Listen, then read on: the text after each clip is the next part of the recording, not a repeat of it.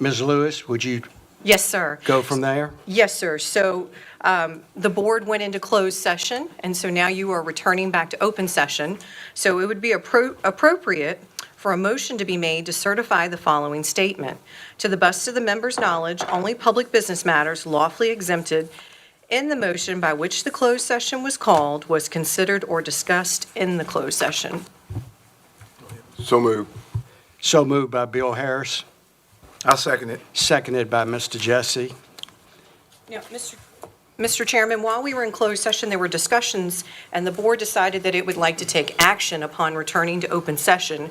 I believe Mr. Walker is prepared with those motions. Mr. Walker, Yeah, Mr. Chairman, the board needs to make a motion to authorize staff to advertise for a public hearing to be held on July 8th, 2025, to bring in $1 million for a loan to the EDA for purchase of real property. And to direct. Oh, and to direct staff to develop the necessary contract documents. thank you, Mr. Walker. So moved. So moved by Mr. Crittenden, second. Second. Second by Mr. Williams. Roll call, please. I have 2 roll calls to do, right? One for reconvene. Oh, yes, thank you. So the first roll call is going to be for that. Yes. Mr. Bill Harris, Yes. Mr. Crittenden, Yes. Mr. Jesse, Mr. Williams, Yes. Mr. Don Harris. Yes, motion carried. All right. Next motion, please. And the second roll call is going to be for the action. Mr. Crittenden, Yes. Mr. Jesse, Yes. Mr. Williams, Yes. Mr. Bill Harris, Yes. Mr. Don Harris. Yes, motion is carried. Just a quick housekeeping. We do have some fire restrictions here. I'd like a show of hands from the gallery. We're highly considering moving this meeting immediately to which we have everything set up, ready to go. We wasn't sure what the turnout was going to be. Could I see a show of hands that you would not either be opposed or you're in agreement to move this to the middle school? So a show of hands if you're in agreement that we would move this to the middle school where we can have a lot more space, and I think the air will be a little cooler. I think you might be more comfortable, but that being said, could I see a show of hands for that, to move? Okay. Okay. Well, with that, then, we're going to have to continue to ask that you please, if you're out in the back there, we're going to limit you. You're going to have to go downstairs or wait outside. We cannot have people blocking the walkways. That's an obvious fire hazard, okay, if something was to happen. And there's 2 spots in the front here. There's 2 spots in the front here. And I don't know, is somebody there to show them how to get downstairs? Mark's down there?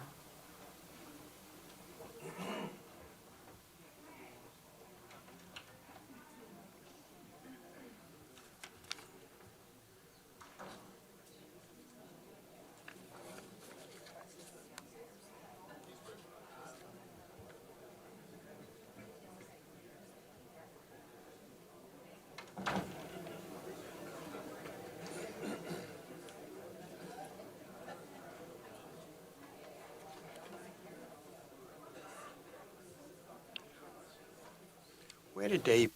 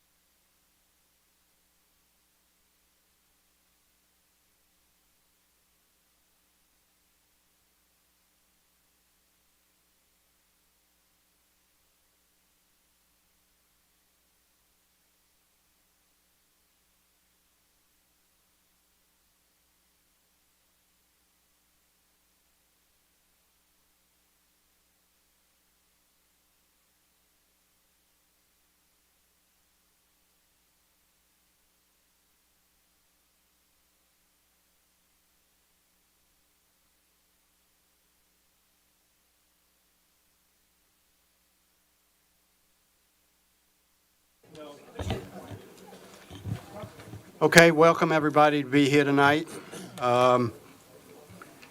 Please hold yourself accountable of who's speaking and why, and be professional and give the respect to everybody that needs respect given to them when they're speaking. I would appreciate that greatly. Thank you. Okay, with that, we're going to go ahead and get involved with the public hearing. And Mr. Kretz?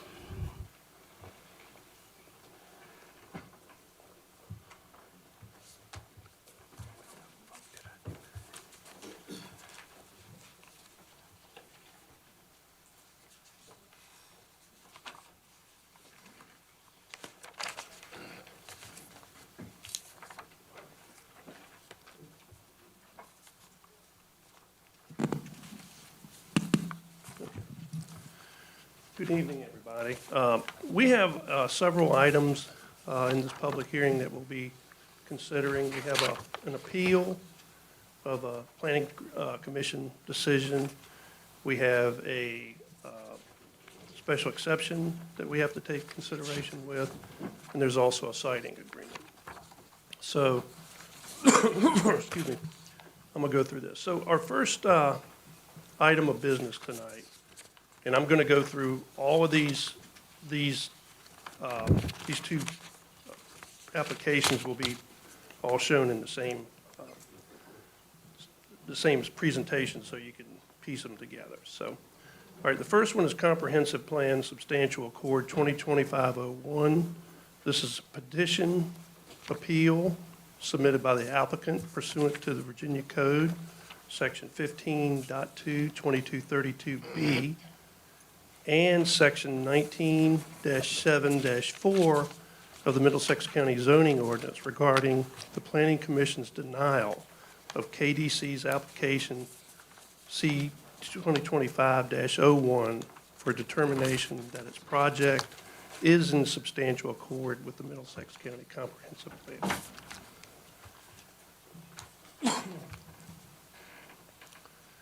The second item that you'll have to consider is Special Exception 2025-01, submitted by KDC Solar, Deltaville LLC. The request is for approval of a special exception to allow a 20-megawatt utility-scale solar energy facility on approximately 77 acres in accord with Section 7-3.28, Article 15C, and Section 20-5 of the Middlesex County zoning ordinance. The property for which the special exception is being requested is zoned low-density rural and is located at 1033 North End Road, Deltaville 23043, further identified as tax parcels 40-5 and 40-6, and it's located in the Pine Top District. This is just a brief narrative of the property, just essentially statistics. As I stated, it's tax parcel 40-5 and 40-6. The property is low-density rural. And again, the address is 1033 North End Road. Property size total with the 2 acres is about 192 acres. That's with 2 parcels together. Existing land use is agricultural, and the comprehensive plan lists the future land use map lists this area as agricultural conservation. Surrounding land uses they vary. On the west, you have LDR with agricultural and residential. On the north, residential. On the east, LDR and R, agricultural and residential. On the south, you have RH, which is resource husbandry, and LDR, which is residential and agricultural. These are just a few snapshots, overheads of the property. You can see that just by looking at that the property is primarily farmed. You can see it's open. There's a little node of woods there that encompass a pond primarily. You can see residential development to the east, to the north, and a small node to the south, and some to the southeast and west. This is the current zoning. The grayish color would be your low-density rural. Your dark brown is residential zone property. The yellow is resource husbandry, and as you get down further to the southeast, that brownish color, light brown color is village community, and then a little bit of General Puller Highway has some general business. Future land use map pretty much correlates with what we have today as far as current zoning. You can go back and forth. You can see they pretty much mimic each other. Not a lot of change in what's proposed. This is a topo map. You can see the contours on it. This is taken from the USG and CS quad sheet. It's an overlay in our GIS. You can see where the pond is, those tight contours. Where the project's going to be located, those contours tend to spread out, meaning it's not as, the slopes aren't as severe. Just a few pictures that were taken. I believe everybody's familiar with this piece of property. See, it's currently farmed, very open.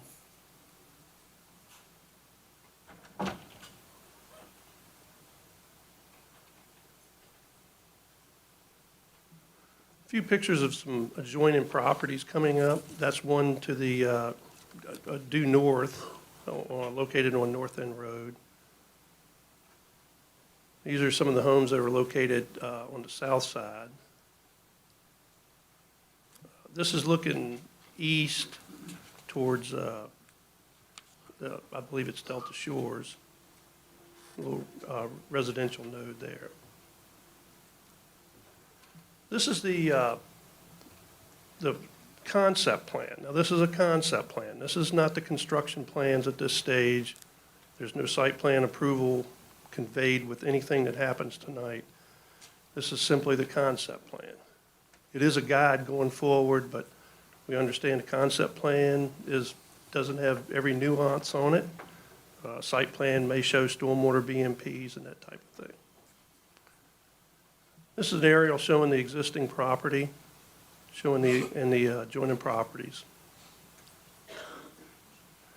This is the most revised landscape plan and actually site layout.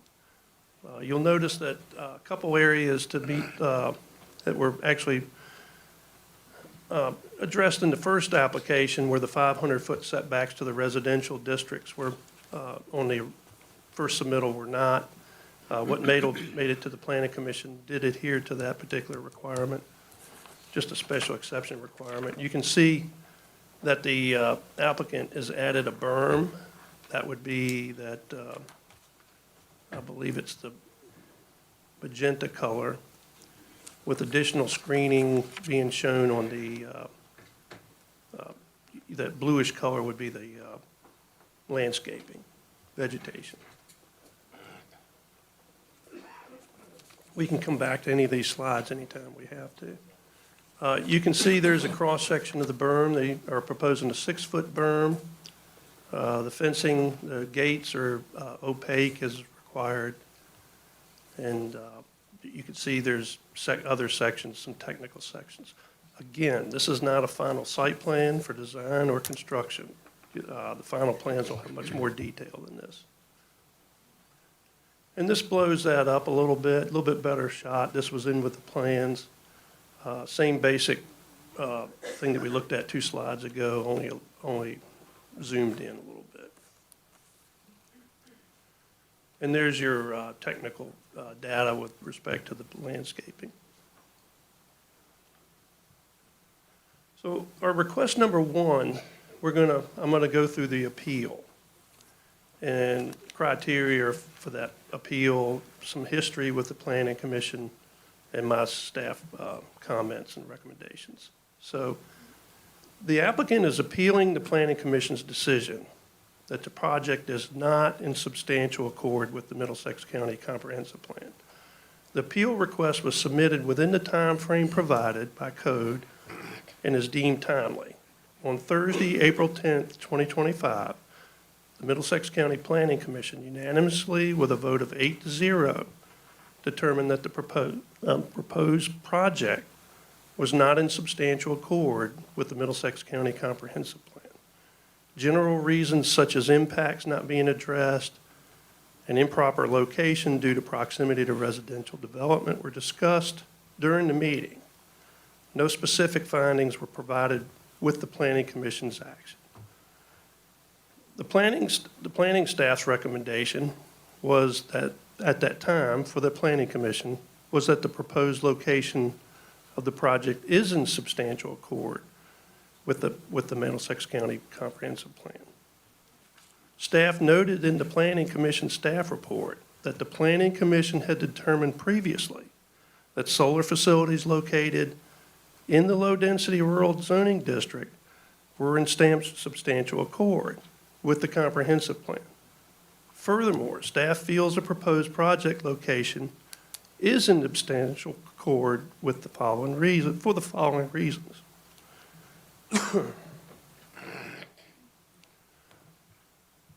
Thanks.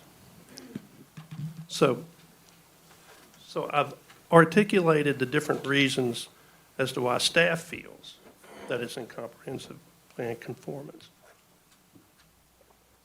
So initially, the findings submitted by the applicant, this is finding 1, were submitted by the applicant are consistent with findings found in similar previous requests that were found to be in substantial accord with the comp plan. Second reason, on June 8th, 2017, the Planning Commission found the Puller utility scale solar facility located at the intersection of Bob's Hole Road and General Puller Highway to be in substantial accord with the comprehensive plan. This site is in close proximity to several residential parcels and is roughly 700 feet from a high-density residential development and is within approximately 2,000 feet from a second high-density residential development. And the Puller site is larger than the site being proposed in this application.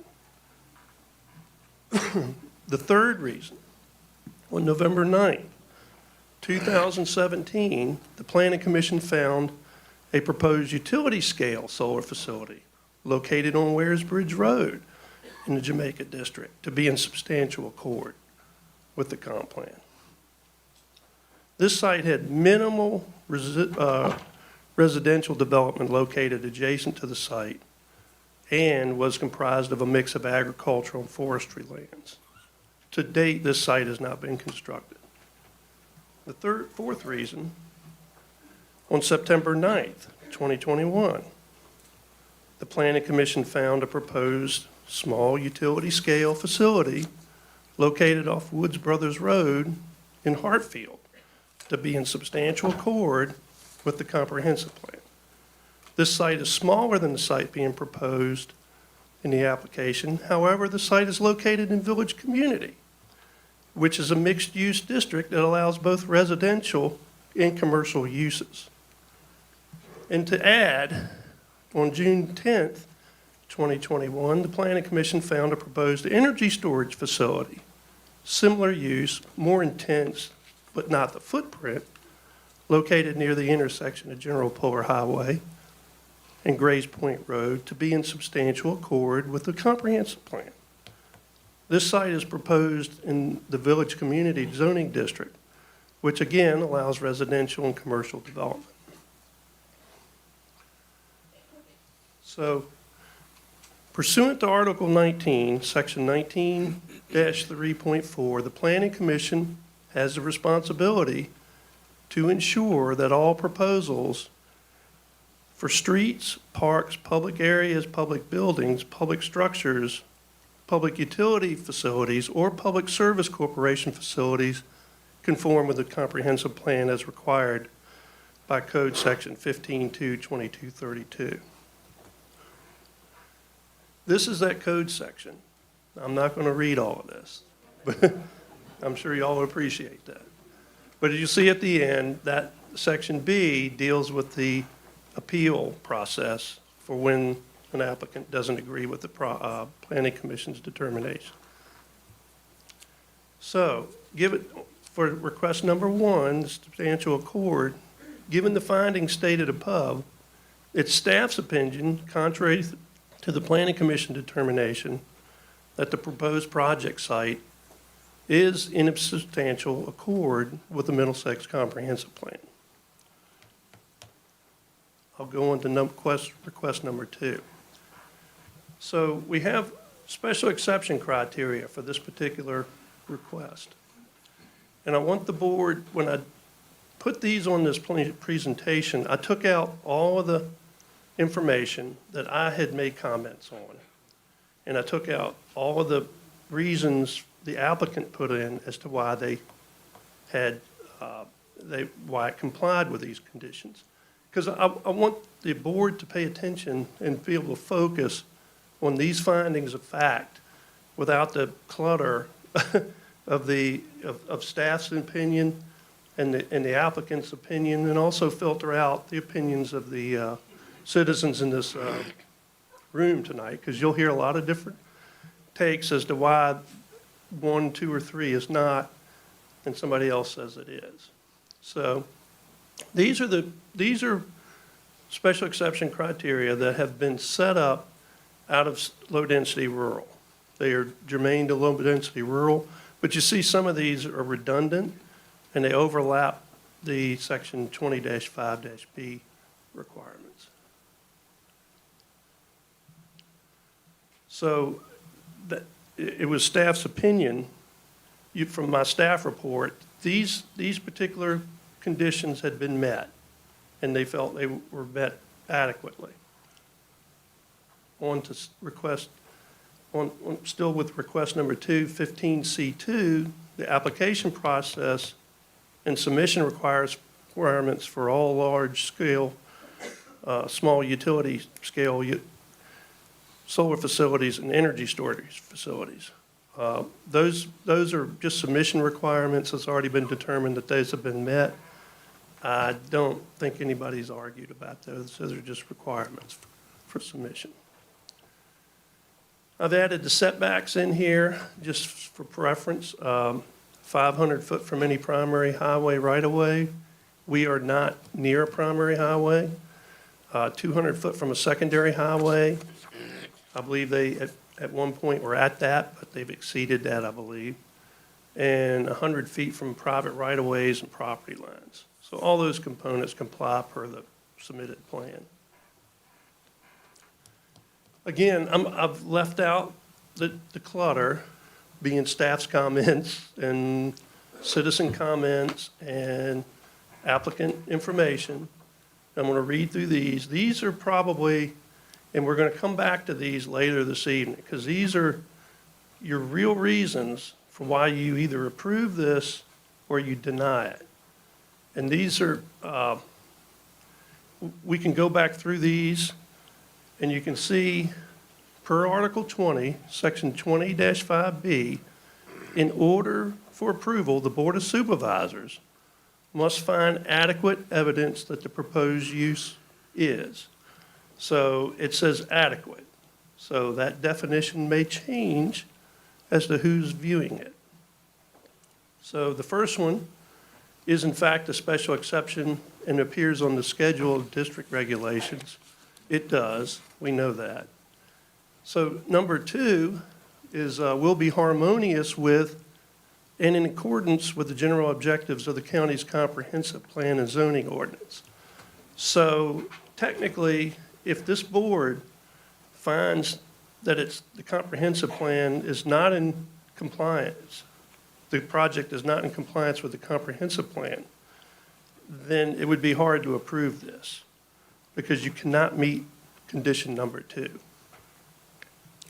Condition number 3 will be designed, constructed, operated, and maintained so as to be harmonious and appropriate in appearance with the existing or intended character of the general vicinity, and that such use will not change the essential character of the same area. In my staff report, I've detailed the mitigation.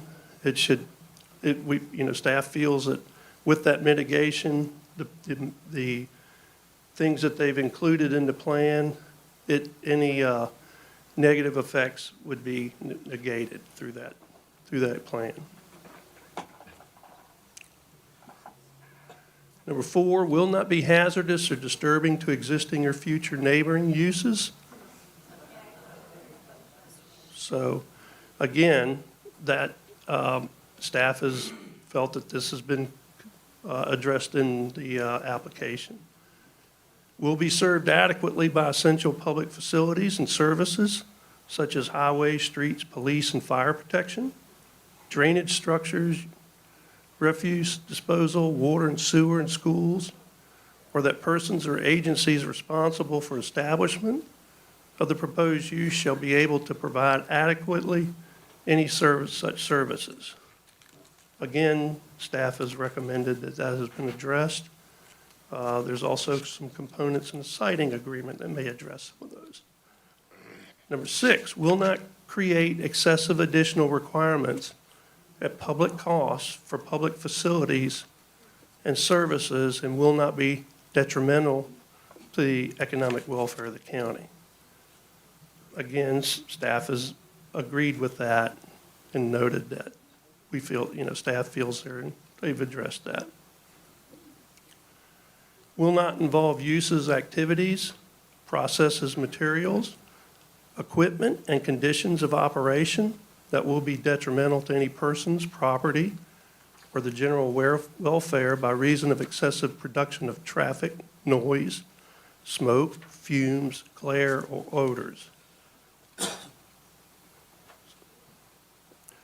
Number 8, will have vehicular approaches to the property, which shall be designed as not to create an interference with traffic on surrounding public thoroughfares. And number 9, will not result in the destruction, loss, or damage of a natural, scenic, or historic feature of major importance. Mr. Chairman. Buffering and screening, I'm going to discuss a couple of these things. Buffering and screening requirements specified in section 15C3B and 15C3C were drafted to provide the minimum screening needed in situations that would commonly be encountered in the zoning district. Given the proximity to a residential district and residential uses of the proposed project, staff felt that additional planning should be utilized throughout the project and at strategic areas along the perimeter of the project. In response to those comments, the applicant has submitted a revised site layout plan that provides a berm and additional plantings in recommended areas. Runoff. This is going to be a hot topic tonight, and I'm going to try to put the truth into this particular subject. So stormwater management and runoff Mr. Kretz, can we concerns- have a... Mr. Excuse Kretz, me. Thank you. Please be respectful of who's speaking. Thank you. Continue, Mr. Kretz. Thank you, sir. So, currently, this particular project has no stormwater management in place. There's pictures circulating on social media. I don't like to refer to them, but they show the runoff coming off of it. It's because this is a farming activity that is exempt from any type of regulations that would be in place now. You can't retro-regulate something. It's been a generational farm for 3 to 4 generations, I would imagine. So it stayed pretty much the same use. They also utilize plastic, which is highly permeable, and that would run off into these rills and gullies, creating runoff with siltation and turbidity and other undesirable things. So when the pictures are probably accurate, it probably does it when you have a 2-inch rain, doesn't make a mess. But I'm going to talk about this on March 29th, 2022. DEQ issued a technical memorandum that implemented stronger post-development stormwater management policy for solar projects subject to VSMP requirements. Section 6.3.1.52 and 6-3.1.55 the Virginia Stormwater Management Handbook, version 1.1, specifically addresses design requirements for solar facilities, subject to the regulations. An excerpt from the handbook was included in the staff report that everybody got. It was available to the public. That it details design criteria and considerations to help assure that the construction phase does not negatively impact downstream property. Staff recommended that Section 5C-3.0 be fully executed to require the developer contractor to retain at their own expense a third-party erosion and sediment control inspector to perform scheduled inspections of the site during construction and document report findings to the Department of Planning and Zoning and Virginia DEQ. So this site actually, I'm not going to take, I would imagine, I hope they allow, the engineers allowed at least a few minutes to speak on stormwater management. I'm not going to get any more detailed other than this site will be better runoff-wise than it will be currently. We have the proposed siting agreement allots funding for the retained additional consultants. Staff, and as I just said, staff notes that post-construction runoff would most likely be decreased versus runoff with the existing land cover conditions. Currently, the property is being used for agriculture operations that are not subject to any stormwater management regulations associated with construction activity. Once constructed, the site would be stabilized with meadow or turf grass, or maybe even pollinators. I'll put that in there, that's an option. Thus reducing sediment and turbidity and stormwater BMPs that would reduce runoff volume downstream from the site. Also, water quality will have to be addressed as part of the stormwater process. So they have to meet two criteria, water quality and water quantity. So both of those have to be addressed through the stormwater design. Staff has analyzed the application for conformance with the minimum application requirements and general standards associated with a special exception request for a utility-scale solar facility and found that the application meets the minimum requirements for consideration. When Article 15C was drafted and adopted, staff and the Planning Commission, through a lengthy process, developed minimum standards that would become a base for any submittal of a utility-scale solar facility for consideration. Understanding that the requirements specified in the article are the minimum and intended to address most issues as they relate to the district as a whole, situations do arise that are unique to certain properties and that require additional attention through this special exception process. Although this facility is proposed on property that is currently being utilized for agriculture, it is in close proximity to residential development. Both low density and high density and a county natural resource, that being the Rappahannock River. To note, it would be hard to stay away from any watershed in this county that's not draining to one of our precious rivers. In an effort to mitigate negative impacts, staff has made recommendations that would assist in offsetting those impacts. The Planning Commission, during their deliberations, noted deficiencies in screening, landscaping, and also discussed whether the proposed site was the proper location for the facility, given the proximity to the residential development. Their action culminated with a unanimous denial with no further recommendations being made to the Board of Supervisors. The applicant revised their submittal based on staff recommendations and comments received from the public and Planning Commission. Staff have reviewed the revised materials and feel the plan addresses comments provided in the Planning Commission staff report. Request number 1, this is my official determination and recommendation for the appeal and staff's opinion the proposed project location is in substantial accord with the Middlesex County Comprehensive Plan. And the Planning Commission's recommendation on that, again, was Thursday, April 10th. They voted 8-0 and determined that the proposed project is not in substantial accord. Staff recommendation for request number 2, based on compliance with the zoning ordinance, staff recommends approval of special exception 2025-01 conditioned upon the following. All requirements specified in section 7.4, 15C2, 15C3, 25B shall be made part of any special exception approval. The common boundary line or property line between tax parcel 40-5 and 40-6 shall be vacated or adjusted to meet setback requirements and shall be recorded prior to any final zoning authorization. Number 3, require construction of the berm, installation of required screening and landscaping. That's to be the first phase of the project. And as a whole, the Planning Commission denied the special exception 8-0 on April 10th, as noted. Mr. Chairman, that's the end of that presentation. If anybody has any questions, I'll be glad to try to answer them.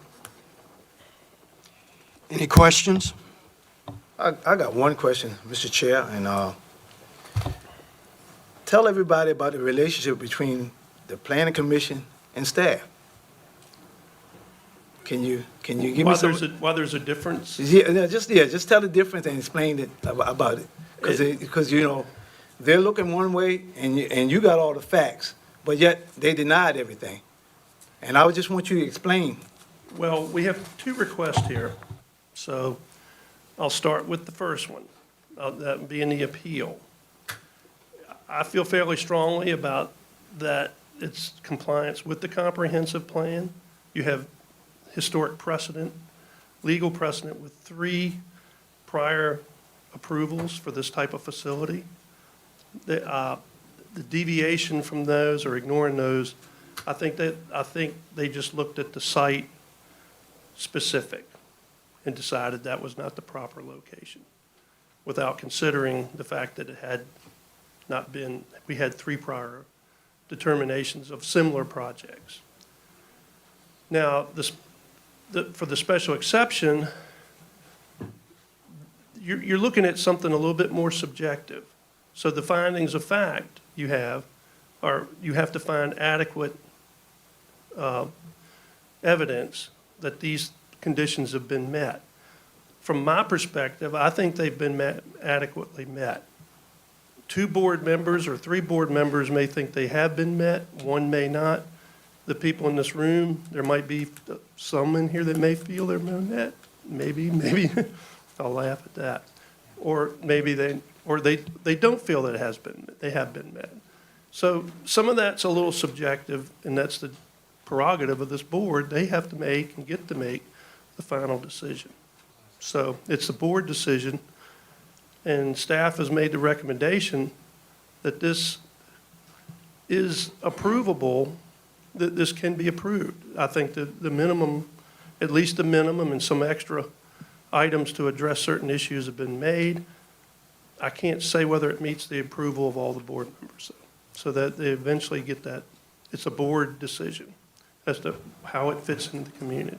And Planning Commission also is more of an advisory too, and looking over things, right?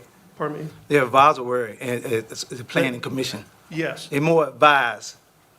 Well, their determination has more standing because because you actually have to appeal that.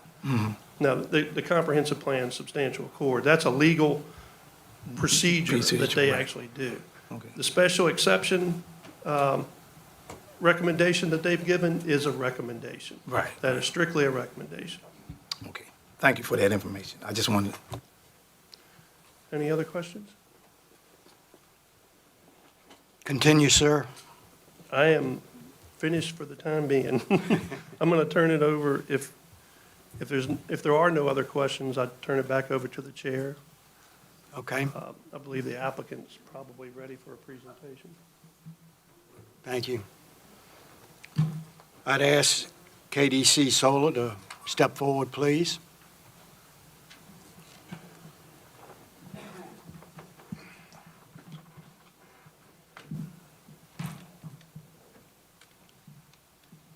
Make sure the presentation's up, excuse me.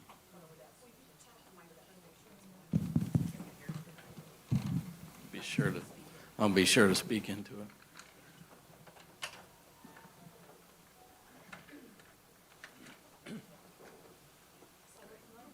Yes, ma'am, that's it. Thank you.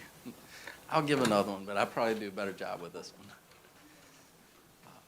Good evening, Mr. Chairman, members of the board. My name is Tim Trant. I'm an attorney with Kaufman and Knowles, offices at 4801 Courthouse Street, Williamsburg, Virginia. It's my privilege to be here on behalf of the applicant, KDC Solar Deltaville, which is a subsidiary of CI Renewables.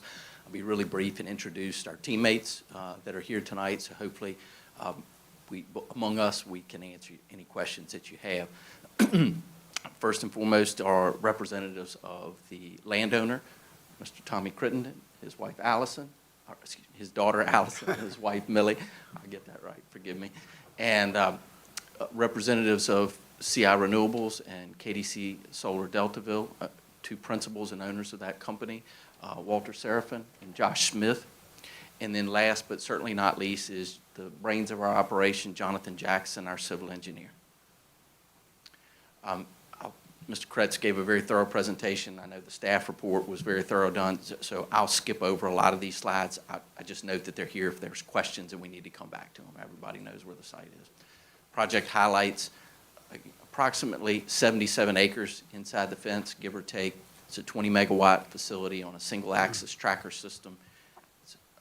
350-foot setback off of North End Road, a combination of berm and all-season landscape buffer around the perimeter of the site that will screen the facility from adjacent properties and roadways. Conventional agricultural is proposed to continue in the surplus buffer areas to supplement in the surplus setbacks areas to supplement the landscape buffer. After construction, it'll be a quiet, almost no traffic generating use that's intended to be largely invisible from adjacent properties and passersby. Enhanced environmental stewardship, which you've heard a lot about, and certainly last but not least, a very, very substantial, we would humbly submit, economic impact, totaling approximately $5.9 million over 30 years. These are some slides of the existing conditions on the site. You can see the vegetable farming operation, the polyethylene plastic that Mr. Kretz made reference to. I won't dwell on these. I think everybody's familiar with the property, but just they're here if we need to come back to them for questions or comments. Changes since the Planning Commission, I think Mr. Kretz covered them, and I'll just highlight our perspective on that. We heard loud and clear from the community and from the commission that we had more work to do.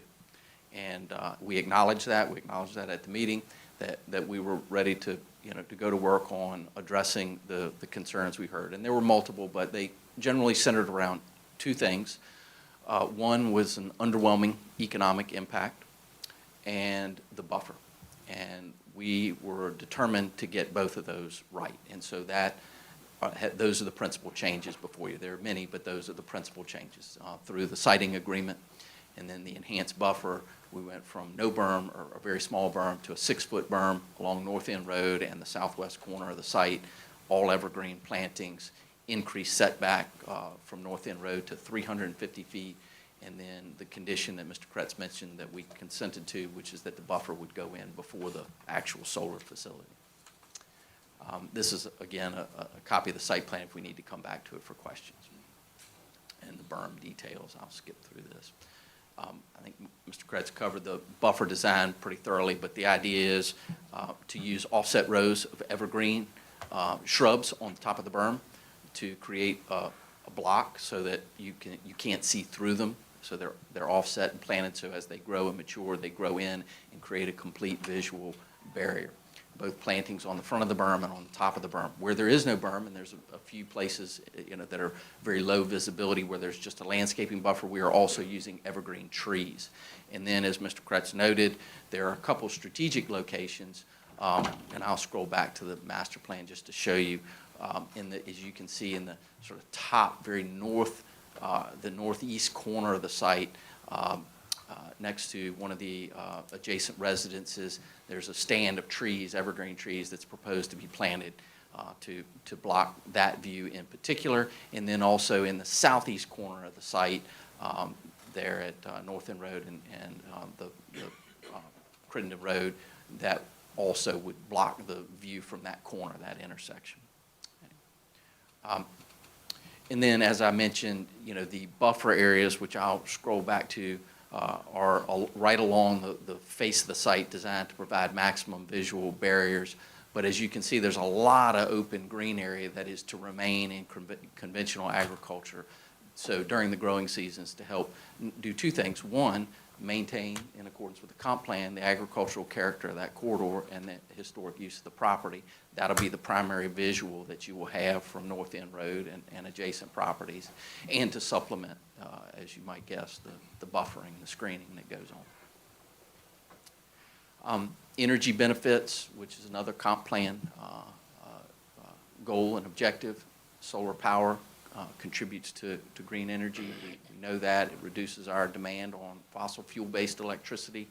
It also helps our grid be more resilient, and what that means, it's a more diverse, disparate power supply system. So if one of our major power systems goes down, there are multiple power generation sources scattered throughout wherever these sites exist to help support those, the grid and make it more resilient in times of where our primary generation sources are under maintenance or disrepair. Environmental considerations, and I will ask our engineer to come up at the end and talk more authoritatively about this, but just briefly, as Mr. Kretz mentioned, this is a farming operation. I grew up on a farm. I'm sure many of you did too, or around them. You know what that entails, and they're pretty to look at, but they are an industrial operation, and they use extensive amounts of herbicides, pesticides, and fertilizers. Large impervious areas, particularly with a vegetable farming operation, with polyethylene plastic and row bed covering, bare soil, no stormwater management. So from an environmental perspective, this use will be substantially superior to the environmental conditions. So if you're worried about stormwater runoff, if you're worried about the water quality of the Rappahannock River, its tributaries, if you're worried about your well water, I humbly submit to you that the proposed use is going to result in a substantially superior environmental condition. The environmental enhancements to the site include, we've talked about them, but just the condition that we're proposing would be that there be entire site covered year-round in meadow grasses, no bare dirt at all at any point during the year. No use of herbicides, pesticides, or fertilizers, and a stormwater design that attenuates runoff through grass cover, promotes infiltration, groundwater recharge. Emergency response, there were questions that came out of the community meeting about, hey, emergencies do happen here. They are largely passive and benign facilities, but emergencies can happen, and this is how we propose to address that potential. The site is monitored electronically 24/7. The executives at the highest level within KDC Solar receive very prompt notification of any anomalies that occur through that monitoring, immediate notification, and they send out, they have response teams that they have under contract in each area where they have a facility. So they will have folks on contract in this area to respond both for maintenance in terms of contracting for the maintenance of the landscaping and checking on the facility, keeping the quality of the buffer up, but also emergency response as well. There will at all times be a lead contact with the county, so if there's ever a question about what's going on there, the county will know who to call, and they'll have a direct contact with leadership within the site owner. And then we'll offer education and training to emergency response personnel. Sorry. Economic impact, just briefly, and then we'll get into some of the numbers. At high level, it's currently in the agricultural land use assessment program, as it should be, as all farms typically are, but that is a very tax-friendly situation for the landowner. If approved, that would, it would have to come out of that set-aside program and would trigger rollback taxes being due. The land, just the raw real estate, would thereafter be assessed and taxed at fair market value at probably a higher rate than agricultural use, is what we've heard from the Commissioner of Revenue. Solar equipment would likely be taxed through the county's revenue share ordinance that you all adopted in 2021. And that would result in an overall substantial increase in tax revenues associated with the property over the life of the project. And then, of course, last but certainly not least, is the very material siting agreement payments. So just to summarize with real numbers, the taxes roughly, and these are approximations because the tax bill is on the entire property, not just the 77 acres. So give me a little bit of latitude, but I think this is rough justice. It's approximately $600 a year that it's paid in real estate taxes on the property that would be the subject of the solar facility if we were fortunate to receive approval. Over the next 30 years, that's roughly 18 grand in today's dollars. And all of these numbers are in today's dollars. If the project were approved and the siting agreement were accepted, that as we discussed earlier, it would come out of the rollback or land use assessment program. The real estate taxes, base real estate taxes would almost double, or more than double, roughly $1,400 a year on that same piece of property. Probably higher because, like I said, it will no longer be taxed at an agricultural rate. $28,000 a year under the county's revenue share ordinance. That goes up, and I believe it's starting in 2026, goes up 10% every 5 years. So that's roughly just shy of $1.2 million over 30 years with that progressive increase in revenue share payments. I tried to do a rough calculation of what the rollback tax payment would be. It's not huge, but it's material. It's another $5 grand. And then into the siting agreement payments. Briefly. There are a number of reimbursements and other commitments in there. I've focused just on the cash contributions, which I know garner the most interest. Before I get into these, I want to say that the applicant does not take complete credit for the aggressive and generous economic contributions through the siting agreement. That much of that credit is due to you and your staff. I don't see every siting agreement that gets done, but I see a few of them, and this is the most significant economic contribution that I've seen in a siting agreement to date, by a long shot. $1.5 million is a one-time contribution to the general fund. $75,000 one-time contribution to the fire department.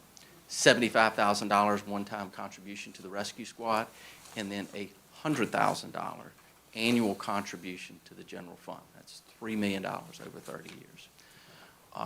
And that's in addition to those base tax payments at the top. Just under the siting agreement alone, that amounts to about $4.65 million over 30 years under the proposed siting agreement, with a total economic impact of approximately $5.88 million over 30 years. And that is consistent with the applicant's commitment to respond to the feedback it received from the Planning Commission. Sorry, I keep hitting the wrong button here. All right. Lastly, as I'm sure we will hear again tonight, many people are understandably and appropriately concerned about what this will have in way of an impact on their property values. So we have a significant economic impact, and they are concerned about that there will be a negative or a depreciation of their values, their property values as a result of this facility. That's certainly debatable, but I would humbly submit through quality and consistent research, that's just not how it proves out. Christian Kayla and Associates did a very comprehensive study for a facility in Augusta County back in 2020.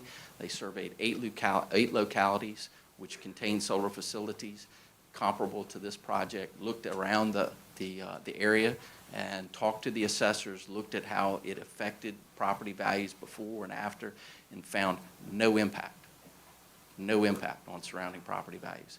Cohn-Resnick did a similar study around that same time in June 2020.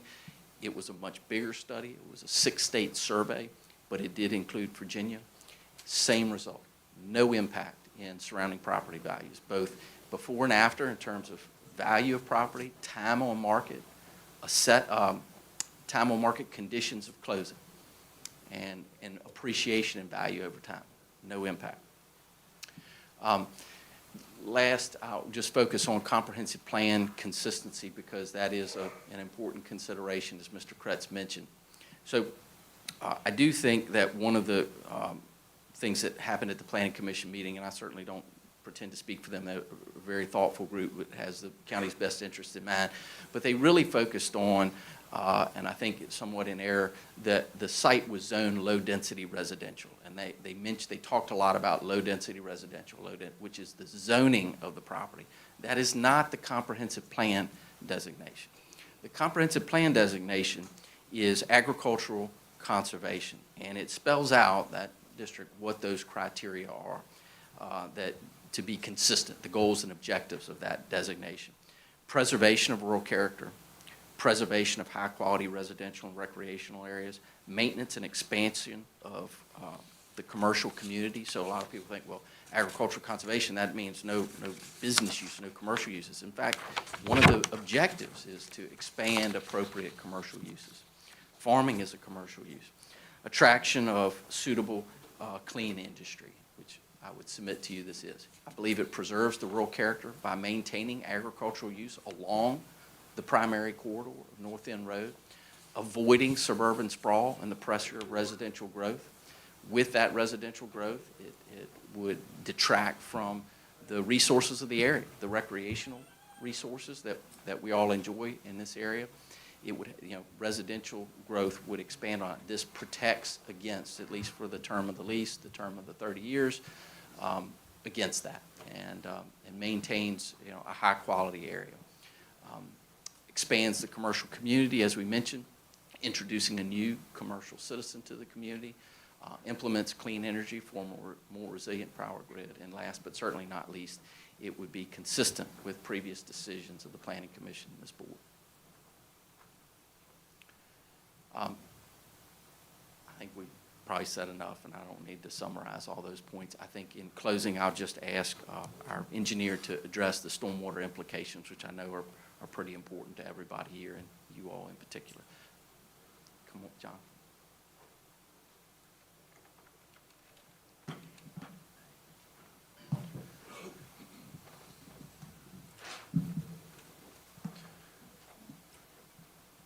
Good evening, Mr. Chairman, members of the board. My name is Jonathan Jackson. I'm a licensed professional civil engineer with Bowman Consulting. Bowman is the environmental engineering and surveying firm that has been engaged by the applicant, KDC. Regarding stormwater for this site in particular, I just want to go over a couple of kind of background details.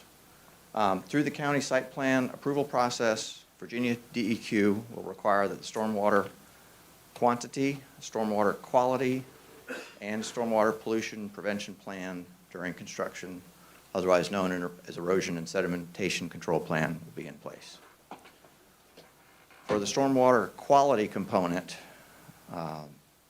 this specifically and consistently calculates a methodology to be used to measure the volume of stormwater pollutant running off the site, and there is a requirement to improve the stormwater running off the site. And that's analyzed from the existing condition to the proposed condition. Similarly, for the stormwater quantity component, which would be the volume, similar calculations are performed to analyze the existing and proposed stormwater runoff. For the quantity component, an improvement factor of 20% is required. So if 10 cubic feet is running off today, it will be required to be less than 8. This is known as the energy balance method, and each specific individual point of runoff is required to be analyzed. For this project, there definitely will be, the pond to the north will be a specific point, the southeast quadrant will be a specific point, and I think we'll probably find 4 or 5 other specific points.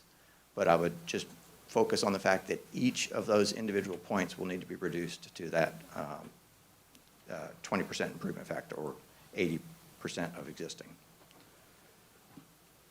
And those points of analysis are all around the property, so to the north, to the east, to the south, and to the west. DEQ also regulates E&S measures during construction through the Stormwater Pollution Prevention Plan. The primary goal is to reduce or eliminate silt, sediment, dust, other nuisances from leaving the site during the course of construction. And that is a requirement that will also be mandated through the site plan process. So the site plan will address all of those components. Additionally, the project plans to construct the perimeter berms, the perimeter landscaping, and stabilize the infield of the site prior to construction of any solar equipment. And I would note that full stabilization is required by the ENS requirements. So full stabilization is a full, healthy stand of vegetation, or grass in this case.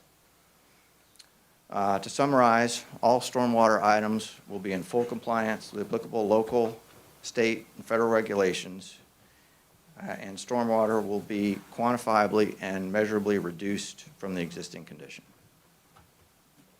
Thank you.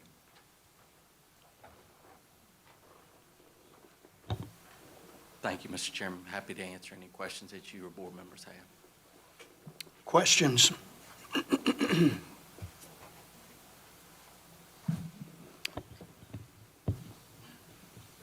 Does anybody else want to speak from your group?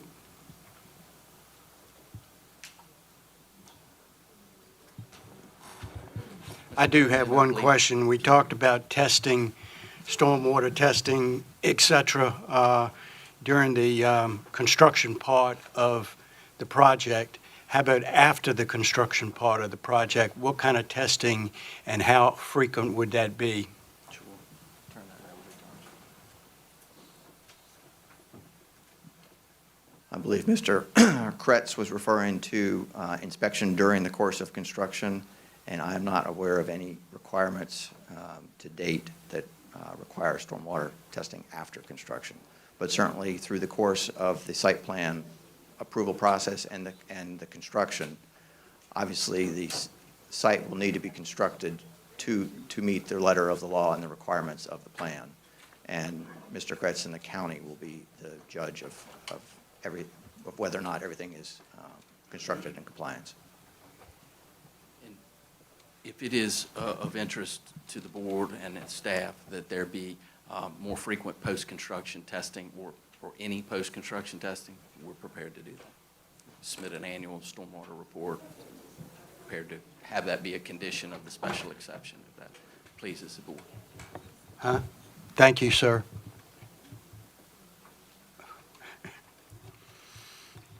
Okay.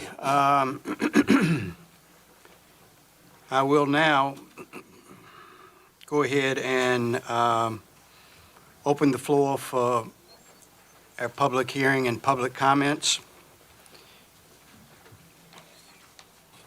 Mr. Chairman, would it be beneficial to have Ms. Riccardi go over our public comment procedure? Do you have a list of people that want to speak? First, we do have a list of would you like me to? I would like you to cover that. Yep, and I do have a stack of public speakers. Okay, good. Go ahead. So, first of all, where'd it go? General requirements. Each speaker will give his or her name and address for the record. Each speaker or individual will be given one opportunity to speak. Comments are to be addressed to the board. Comments from speakers representing a group must be represented by 4 or more individuals. Individuals must stand and acknowledge that they are being represented by the speaker and that they forfeit their individual time to speak, and they are thus allowed 12 minutes to make their presentation. Other than that, comments from individuals are allowed 3 minutes each. So, Great. Okay, first speaker.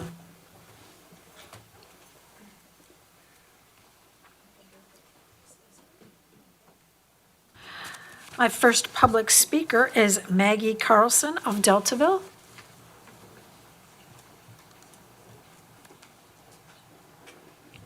Are you speaking for yourself? I am speaking for myself. Thank you. You have the podium. Thank you. Good evening, Mr. Chairman and the Board of Supervisors. Thank you for this time to hear our voices. My name is Maggie Carlson. I live in Deltaville in the Pine Top District on 1546 North End Road. So I have an adjoining property. I am opposed to the proposed industrial solar facility project on North End Road. I would like to submit the petitions of 445 community members. These names have been verified as members of this county. The majority are in Pinehurst and Hartfield. However, they include concerned citizens from all 5 districts. These are people who may or may not be able to be here tonight, but they wanted to have their voice heard. They oppose the solar facility project on North End Road. The signatures on these petitions were also handed to the Planning Commission, so I wanted to share them with you tonight. I want to read the petition. We, the community, are against the development of the proposed solar panel farm on North End Road from KDC Solar Deltaville LLC, a wholly owned subsidiary of CI Renewables LLC. Although we may not be against solar energy as a whole, we strongly believe that Deltaville and Middlesex are not the appropriate sites for the solar panel installations on farmland. We believe in preserving the agriculture and the unique maritime heritage in this region. We believe in protecting the environment and ecological impacts of the county for future generations. So I'll hand those to you. I recently read an article about the destruction of the erosion issues in another county in Virginia. The headline read, "County Official Regrets Voting for Solar Farms." It went on to state that the Campbell County Board of Supervisors unanimously approved the solar farm in 2018. The Restburg supervisor, John Hardy, said that the decision was one of his biggest regrets. He added, and I quote, "Unfortunately, we have found out the hard way that there are several repercussions that occur when a solar farm is too close to neighboring properties." Hardy said, "I have deep regret, heartfelt regret, over my vote on the Board of Supervisors for this project. It was probably my largest regret as a Board of Supervisor member." You see, when the Board of Supervisors approved the solar farm in 2018, they were told that the property should not have any impact of erosion and sediment. No offense. Which would impact the neighboring property lake. But it did. You see, the Board of Supervisors also said, it's just wrong. I would really like to see the corrective action taken by the solar company. Please do not approve this project that would ruin the integrity of what you have, and you and your predecessors have safeguarded for these years. Please protect this slice of heaven that we are able to call home. Please don't let this community have to deal with the collateral damage left behind long after these solar companies are gone, because we will still be here. I'm sorry, Paying our your time is taxes. up. Oh, it is? I'm sorry, yeah, the time is up. Okay.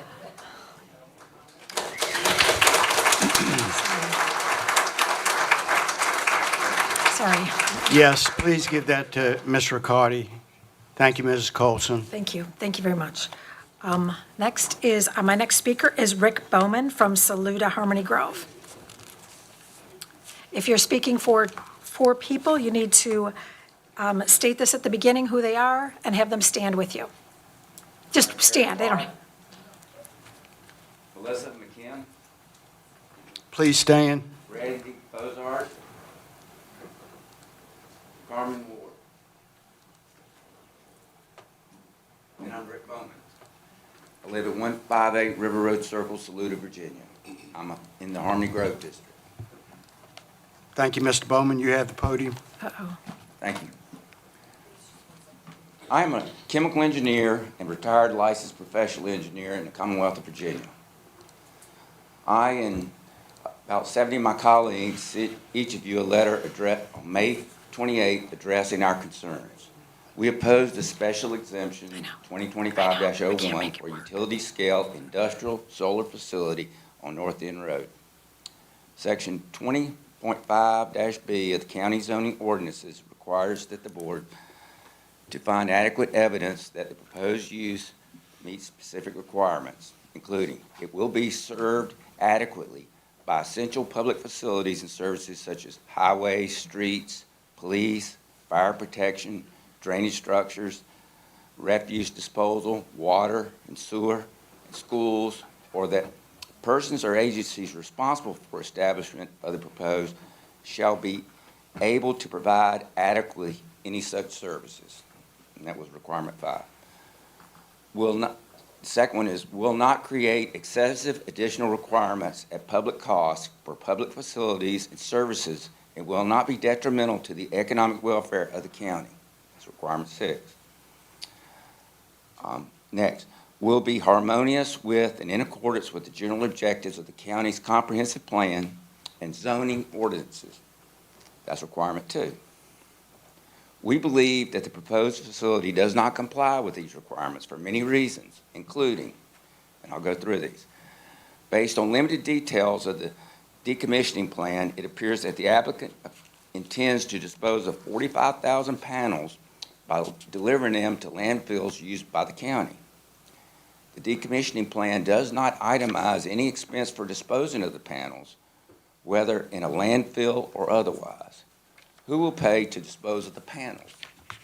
The county should not bear the burden of the cost of disposing of 45,000 panels, which is 3.1 million pounds of debris, whether it be once or multiple times, because the panels have to be replaced over time. Shifting the cost to the county would mean that requirements number 5 and 6 are not satisfied. The applicant has not disclosed sufficient details about the heavy metals and other dangerous chemicals that will be used in the solar panels, which prevents a complete assessment of the risk for the project. The vast majority of solar panels being used today contain lead, as well as other heavy metals such as cadmium and forever chemicals, which will impose significant costs to dispose of because they must be recycled or else they will leak into landfills used by the county. The decommissioning plan does not itemize any expenses for recycling the panels. Who will pay for recycling or transporting them out of state to a hazardous waste landfill? We should not kick the can down the road and ignore these costs. Shifting the cost to the county would mean requirements 5 and 6 are not satisfied. The decommissioning costs do not adequately address the cost of disposing of 45,000 panels and should be rejected as not adequately protecting the county and its residents. Already, the county has an existing industrial solar facility that is not addressed and the costs of disposal to the residents. The proposed location is surrounded by hundreds of homes, and any fire in the solar facility would place the surrounding homes at undue risk, which would be contrary to requirement number 2, because it violates the intent that was set forth in the zoning ordinance. During prior public meetings and hearings, the applicant dismissed the public and their concerns about safety and other issues by making several flawed arguments. The applicant claimed that the solar facility is better than having a coal-fired power plant or a nuclear facility next door. There is no doubt that a solar facility is an industrial site and not appropriate for a residential area or to be so close to our rivers. We ask that you keep industrial plants out of our residential communities and at a greater distance from our rivers, which empty into the Chesapeake Bay.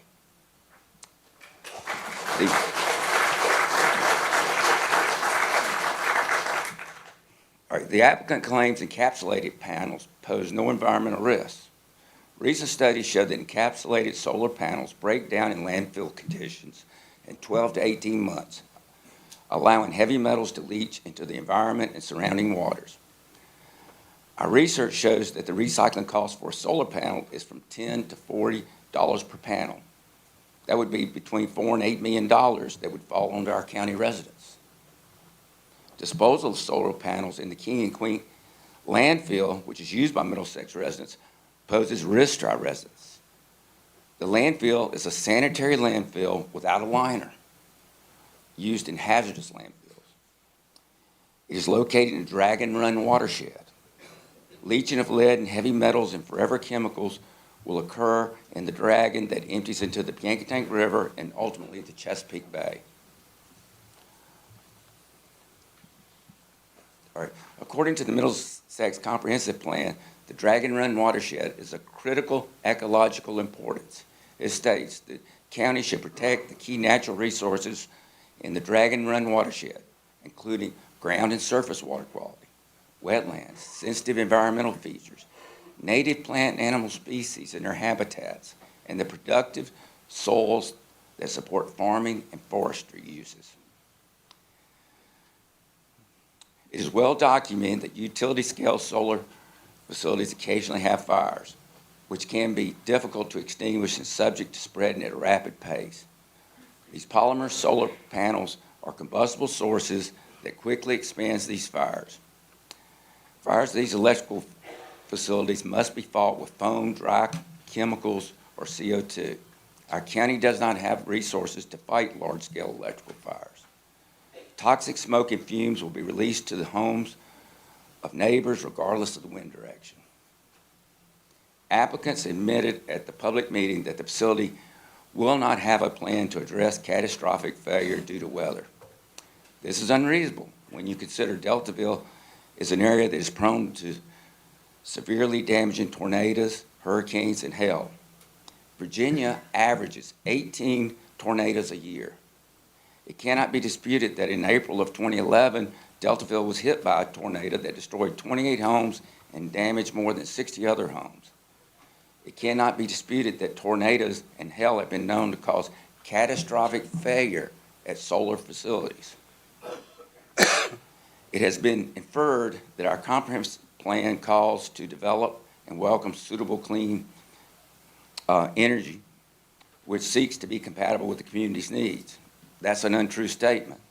The comprehensive plan only references clean water and clean air.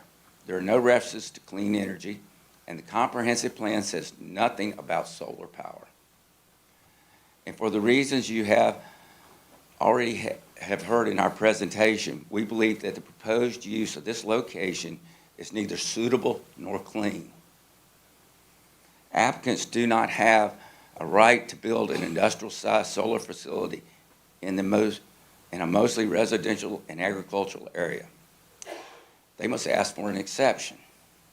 Please deny this application for risks and impacts to residents and the county. Should the Board of Supervisors approve this application, despite overwhelming objection by the public and against a unanimous recommendation by the Planning Commission to not approve the project, the county should address the following. 1, require an 8-foot berm, at least along North End Road, with landscaping prior to the installation of any solar panels. Require a 7-foot screening fence around the entire perimeter of the project without barbed wire. Prohibit solar panels containing lead, cadmium, and other heavy metals. Panels are available that do not contain these metals. Require, as stated by the applicant, the use of higher quality U.S.-produced panels. Require noise barriers capable of reducing the noise increase at the receptor level to less than 5 decibel in order to avoid a substantial increase in ambient noise during operation for any inverters, transformers, and electrical storage located within 1,000 feet of the property line. Require solar panels and other equipment not be stored in open view from the roads or from neighboring property. Require a sealed dry waste container be maintained at the facility for disposal of any damaged solar panels. Require applicants to provide a detailed plan to address catastrophic failure in the event that extreme weather conditions or fire occur, which includes a plan and timeline to recover and remove damaged panels, to rebuild and replace damaged panels and/or facilities, along with timelines and estimated costs for executing a catastrophic failure plan. All panels used on the project shall be rated for breakage resistance to hail in accordance with UL 61730 or IEC 61730 ratings. We ask the Board of Supervisors to remain true to the values of our zoning ordinance and the comprehensive plan. We ask you to reject the application for zoning exemption. Thank you for listening to my concern. Thank you, Mr. Bowman. Ms. Riccardi? Our next, excuse me, the next registered speaker, Rick Stearns from Hartfield. And again, if you're representing four or more people, please state this and have the people you represent stand. Good evening, Mr. Chairman and members of the board. I do represent a group of people. If they would stand, I represent Ray Waite, Kim Pearson, Terry Hamilton, Robert Whiting, and Andrea Crawford. I think he's downstairs. Thank you. My name is Richard Stearns. I live at 334 Ridge Road in Hartfield. My wife and I have lived in Middlesex for 14 years. We were attracted to Middlesex and retired here, I think for many of the same reasons a lot of other people like living here and are drawn here.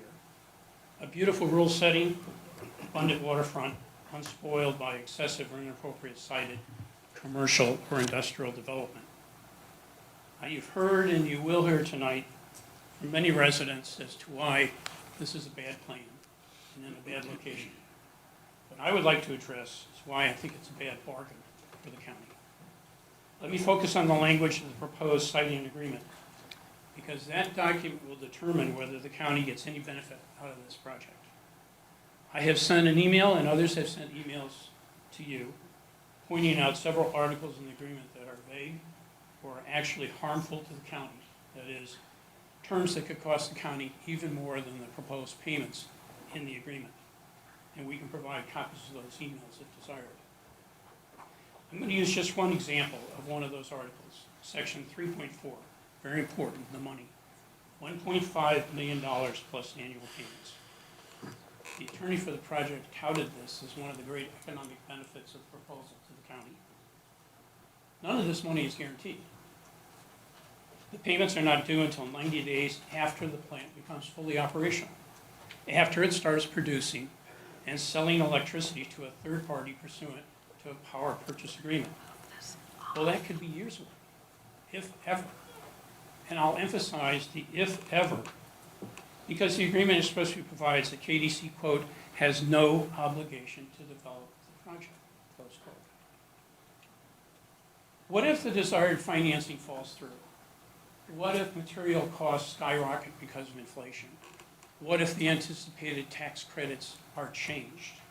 The project could start, but then it could be delayed, or it could be abandoned. That's happened at other solar projects. And these contingencies are specifically anticipated in the siting agreement. If these contingencies occur, there's no payment to the county. The project could sit unfinished for years with material sitting on the land. The land could be torn up for construction without a wastewater and erosion treatment plan in place. During that time, no monies would be paid to the county. Under the agreement, no election by KDC to terminate, to deter, to suspend, or to modify the plan would constitute a default under the agreement. So KDC could substantially modify the project, and that would not constitute a default. So what if KDC seeks to modify the agreement, but the board does not agree with the modification? Well, without a resolution to that dispute, KDC has no obligation, to pay any monies to the county. To continue to focus on the money, I ask, why are the payments to the county labeled as, quote, voluntary payments?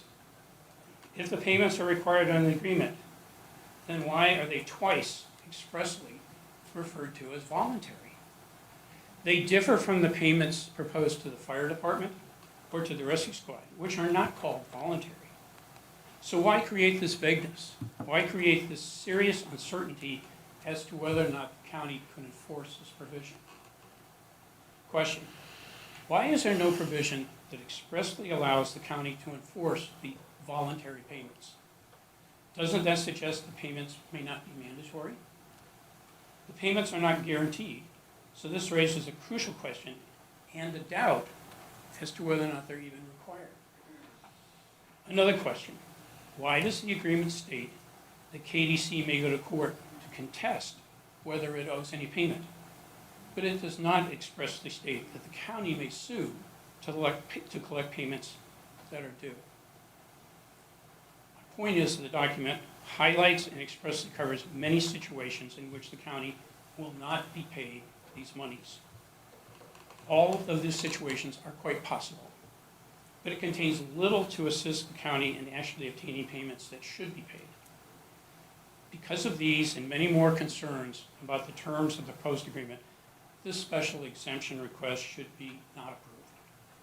There is no guarantee that any of these monies will ultimately be paid. As it currently stands, it contains no clear benefit to the county, and it potentially results in health, safety, and financial harm to the county and to its residents. Thank you very much for your consideration.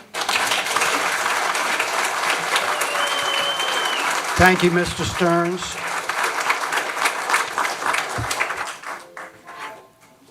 Thank you. My next speaker is Karen Davis of Deltaville.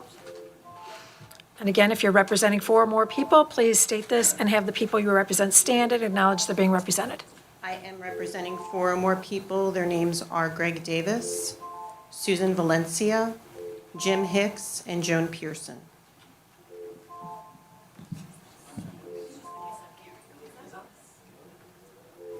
I'm sorry, ma'am, can you give us just 1 second? I don't know what the, is that us or is that somebody in the audience? Just give us, sorry. That's very distracting for when you speak. The ringing. That's still Kevin? there. Are you-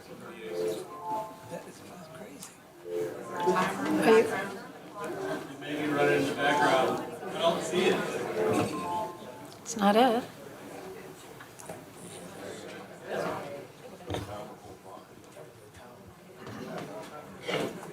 Ma'am, would you repeat your name, please? Yes, sir. My name is Karen Davis. Karen Davis. And Ms. State, I'm going to have the time going because we're having issues. So I've set you for 12 minutes and I haven't started it yet. So It wasn't. I'll let you know when your time's almost up. Yeah, if you could maybe give me a 1 minute. Not me. Okay, sorry, just 1 second again. Hold on. Karen, you had your own theme music. I'm going to go back to the I always like this stopwatch. I Okay. trust this one. All right, we're going to try this again. Thank you for your patience. No problem. You have the podium, Ms. Davis. Continue. Thank you. Good evening, supervisors and Chairman Harris. I appreciate you taking the time to listen to everyone's concerns. As I said, my name is Karen Davis, and my husband and I own a home at 1710 North End Road. And I'd like to be clear that I am not opposed to solar power, provided it is in an appropriate location. Tonight, you're being asked to decide KDC's appeal of the Planning Commission's finding that the proposed facility is not in substantial accord with the Middlesex County Comprehensive Plan. I was at the Planning Commission meeting, and I had the privilege to speak to the commissioners on this issue. I have an audio recording of the meeting. I've gone back to listen to the deliberations, and I also have a transcript, which is included in your green folders.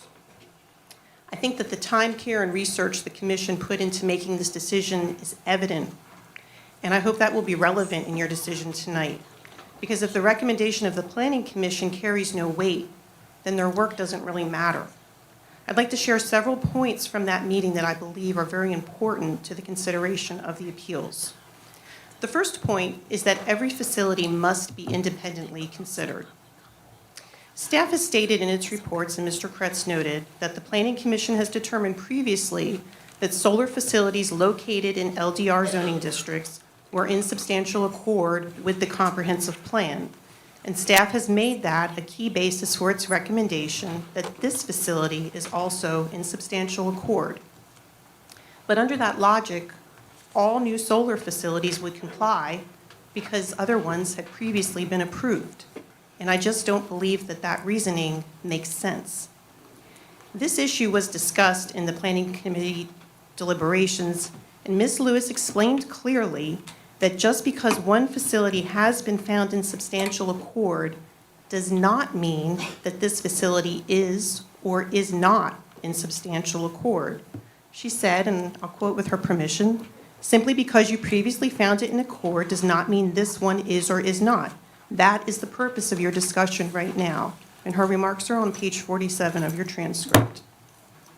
Staff continues to raise the point about prior facilities, and I believe Ms. Lewis would affirm her guidance that just because other facilities have been found in substantial accord does not mean that this one complies.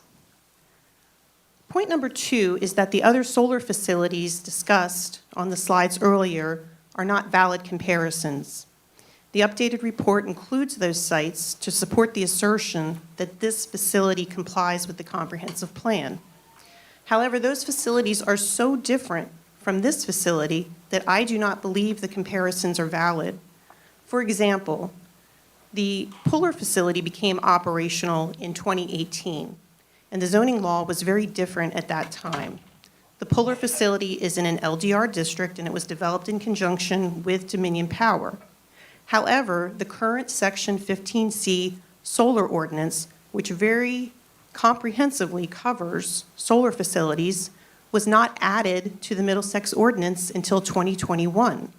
So the developer of that facility did not undergo the type of review that this one is. I've driven around the Puller facility, and I have to respectfully disagree with the statement about close proximity to residential. I've included a zoning map in your folder, and I've marked in yellow where I believe the Puller facility is located. If you look at that map, it will show that the residential cited is across General Puller Highway, and it is also, if you are familiar with that area, screened by a very, very heavy row of trees. So there's no visibility, and so I just don't believe that those two are comparable. And I think it's important to note that no one objected to the Puller facility back in 2018.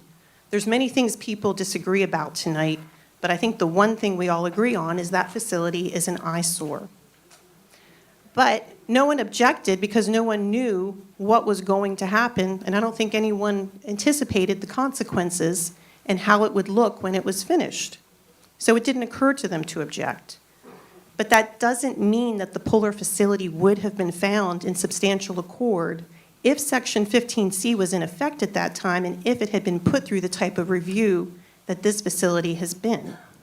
So I hope that we would all learn from that experience. The Warebridge facility mentioned in the report had minimal residential, so I also don't think that's a good comparison. Mr. Kretz's slide showing the residential around the proposed North End facility had heavy residential on the map. And if you want to go back and look at that slide, I think it's a good representation of the fact that those are two very different sites. I also believe that the small-scale facility and the energy storage facility cited in the report do not apply because they are very different than a utility-scale solar facility, which is much larger in size. My third point concerns the Planning Commission's basis. The staff report regarding the substantial accord question states, and I quote, "No specific findings were provided with the Planning Commission's actions," and as Mr. Kretz demonstrated on his slide, the underlined language quoted from Virginia Code 15.2, 2232 highlighted the requirement of the Planning Commission to specify its findings to the governing body. The assertion that the Planning Commission did not provide a basis for its decision as required in its 2232 review is problematic for several reasons. The first is that the written record of the Planning Commission meeting was prepared by staff, as is their custom. We've confirmed that staff normally prepares the minutes, and they prepared the April 10th minutes. A copy of those minutes is in your green folder for reference. The minutes gave more space to the one person from Farmville who spoke in favor of the facility than to the 12-plus people who spoke against it. Statements of those opposed were summarized in 5.5 lines in the minutes, despite the fact that those presentations lasted over an hour and a half. And I have to point out that the minutes also failed to include meaningful detail from the Planning Commission's deliberations, which if you watch the video that I'm told exists, but we were not provided, would show that the Planning Commission thoroughly discussed this matter and stated the basis for its decision as the proximity of the proposed facility to the many, many homes in the area. If you look on page 48 of your transcript, I quote Mr. Jones, and he said, I agree that it is not in substantial appliance or accord because of where it is and how it's just what it affects. That's all I mean. That's the basis of it, for the most part. So in short, and I'm not trying to pound on staff, but I think it's really, really important to understand that they prepared the minutes that lack critical detail and then argued in their report supporting approval of the facility that the minutes don't comply with the applicable law. And I just think that's disingenuous. My fourth point is that the application was denied on the merits. And when it was considered on the merits, it failed because it does not comply with the comprehensive plan. The decision of the Planning Commission was unanimous, and I respectfully ask that you take that into consideration.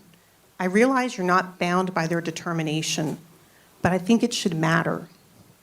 Although the Planning Commission minutes failed to include the basis for the denial, having been at the meeting and reviewed the audio, please be assured that the reason they voted no was the proximity of the industrial facility to residential housing. Other issues came up, such as environmental concerns, potential decrease in property values, as well as the buffer, but the main issue was proximity. With all due respect to KDC, the application wasn't denied because a lot of people showed up at the meeting. It was denied because when you look at it on the merits, it does not comply with the comprehensive plan. I ask that you look at it on the merits tonight and apply the balancing test that's set out in the comprehensive plan to analyze a land use dispute such as this one, recognizing the 4 clear priorities in the comp plan, the first and the most important of which is preservation of our rural character. The zoning ordinance describing low-density rural focuses at the beginning of section 7.1 on the fact that this is a predominantly rural character and that zoning is intended to preserve it as such. My 5th point is that proffers and a siting agreement cannot fix the proximity issue. I recognize and respect that KDC has tried to address concerns raised by citizens and the Planning Commission by improving the buffer and making other changes. But this cannot fix the fact that it is too close to residential housing. No matter what kind of buffer you install and how many conditions you impose, this facility puts a $40 million industrial power plant in a residential neighborhood, and it fundamentally will change the character of our neighborhood. It simply doesn't belong there. It belongs in an industrial area or a landfill. And isn't that what the county is trying to do with its current proposal for the landfill? Please understand, I also recognize and respect Mr. Crittenton's rights as a landowner. However, one landowner should not have the right to change an existing use of his land in a way that negatively impacts so many of his neighbors and the surrounding community.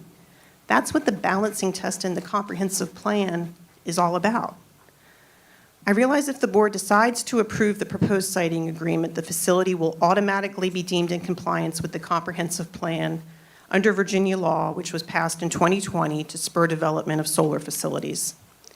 Although it may be legal, I hope everyone here is troubled by the fact that a developer can essentially buy approval of a project. I personally believe it's a bad optic for the county, and it's an invitation to other developers to do the same. It will also open the floodgates to other facilities because developers are willing to pay to avoid complying with Middlesex development requirements. While some believe that this will not happen here because the transmission capacity is not currently in place, please be assured that Dominion can easily add transmission.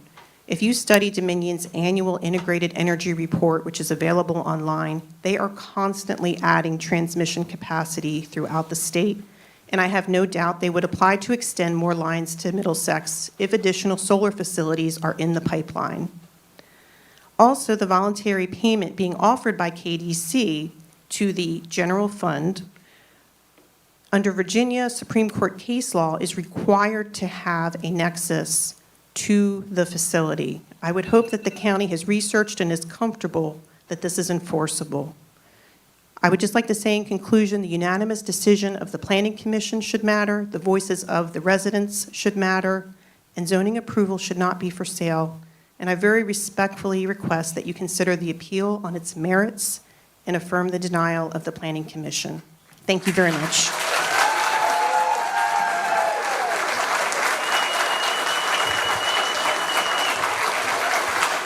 Thank you, thank you, Ms. Davis. Ms. Riccardi? Our next speaker is Floyd Chapman of Deltaville. And again, if you are representing 4 or more people, please state this at the beginning of your presentation and have the people you represent stand. Yes, thank you. I am representing 4 people. Could Tom, Cindy, Jesse stand, Andrew Pearson, and Karen Pesica.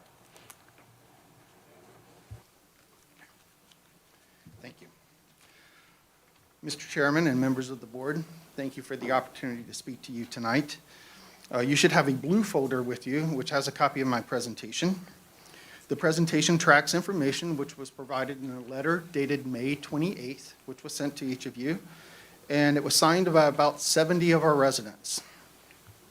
Slide 1 quotes the Virginia statute, which starting in 2020 allowed Virginia counties to enter into siting agreements with solar developers, whereby the solar company could provide financial incentives to the county for entering those agreements. That statute literally says that just by approving the siting agreement, the county deems the solar project in compliance with the comprehensive plan, regardless of the underlying facts. Here, we believe that building this facility in this location does not comply with the comprehensive plan, and someone has already covered the reasons why. Nevertheless, if the board does decide to approve the siting agreement, that alone will bypass the comprehensive plan. The very same statute, however, as identified on slide 1, makes clear that approval of a siting agreement cannot and does not override the zoning ordinance. This applicant must still meet the zoning requirements. I'm here tonight to offer our view as to why this application does not meet the zoning requirements. Slide 2 quotes the zoning ordinance, which states that the board must find adequate evidence that the solar facility meets each of 9 requirements. We're not going to go through all of them. I'm going to focus on 4 of them. And those are requirement number 3, that the use must be harmonious and appropriate in appearance with the area, which in this case is North End Road, and it cannot change the essential character of this area. Requirement number 7 is that the operation of the equipment cannot make excessive noise, which would be detrimental to any person, property, or the general welfare. Requirement 9 is that the use will not result in the loss or damage of a natural or scenic feature of major importance. And requirement number 2 is that the use will be harmonious with and in accordance with the county's comprehensive plan and the zoning ordinance.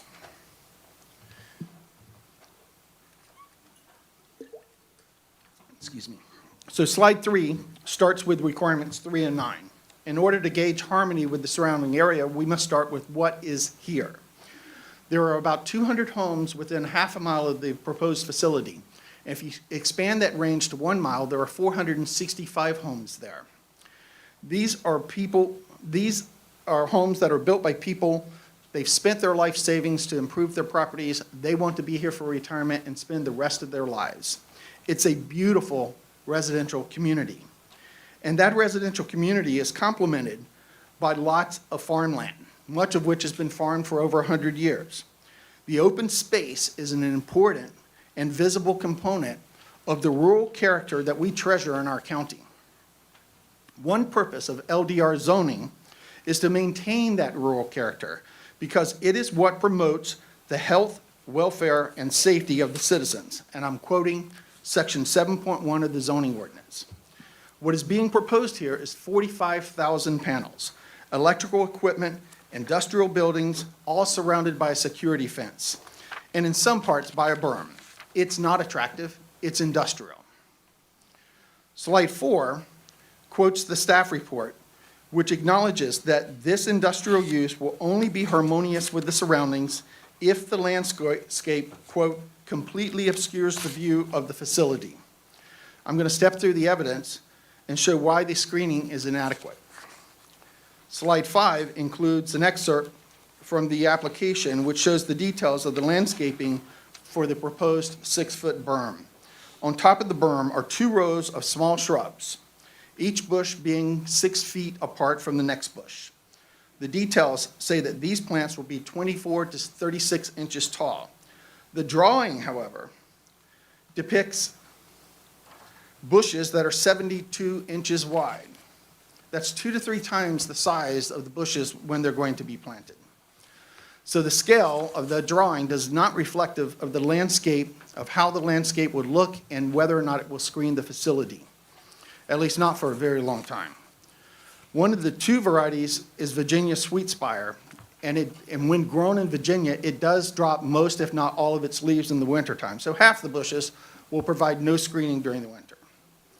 Slide 6 is a very basic attempt to create a scale drawing that is more representative of what the berm will look like in the context of this facility. As you can see, the 6-foot berm and a bush every 6 feet simply is not enough to hide. It doesn't hide the 7-foot fence, it doesn't hide the 10-foot buildings, and it doesn't hide the 12-foot solar panels. It's even less effective in the winter because it's dropping some leaves. Slide 7 includes another excerpt which shows the details for landscaping for those areas of the buffer where there is no berm. The plan depicts small trees as being 12.5 feet wide.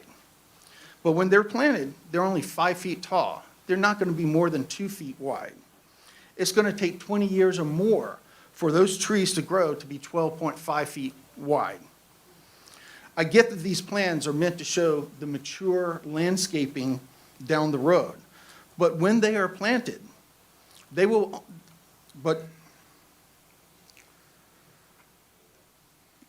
if we accept KDC's application, which says that the life of the facility is 30 years, then these plants won't even cover the facility at the decommissioning period. And that's why it's inadequate. If the landscape only works at the end of the project, what good is it?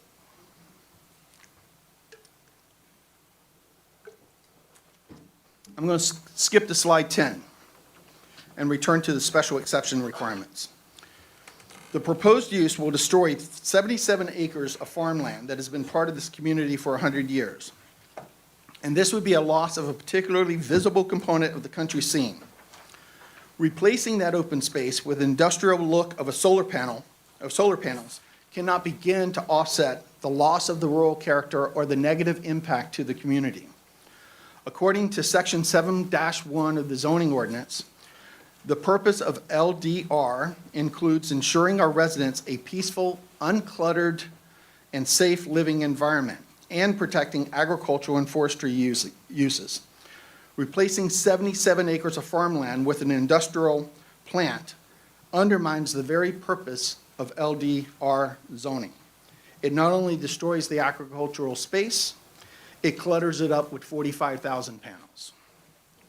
On slide 11, I quote the staff report with one of the justifications that it provides for approving the application. It says that the change in land use will result in greater harmony between the surrounding residential uses by buffering and serving as a transition between the more intensive industrial-type farming uses on the owner's residual property. I don't even understand the rationale for this. Farming is not industrial. Solar panels are industrial. And if farming were more industrial, then why are they proposing to keep farming a 345-foot area in front of the solar facility off of North End Road? 45,000 panels, rising 12 feet high, 10-foot industrial-looking buildings, and lots of electrical equipment clearly conveys an industrial look. And it will not be hidden by farming operations or the proposed landscaping. The neighborhood would much rather have farming over a $40 million industrial plant. On slide 12, you see that the language from the staff report that the facility is well screened, giving the appearance of a forested site to the traveling public. The berm may be an improvement, but it is only in limited areas. And even then, it does not completely cover the facility. So we disagree that the buffering gives the appearance of a forested site. It doesn't come close, especially when the current plan includes no large trees whatsoever. The staff report on the same page also says the project area is relatively small, comprising approximately 40% of the subject parcels. This is a 77-acre large-scale utility facility. If 60% of the land were covered in trees and it surrounded those 77 acres, then this statement might be defensible, but it's not. The 77-acre parcel is fronted and in open view to 3 different roads, and the 60% does not shield it from those views. On slides 13 and 14, I address requirement 7, and I'll discuss these slides together.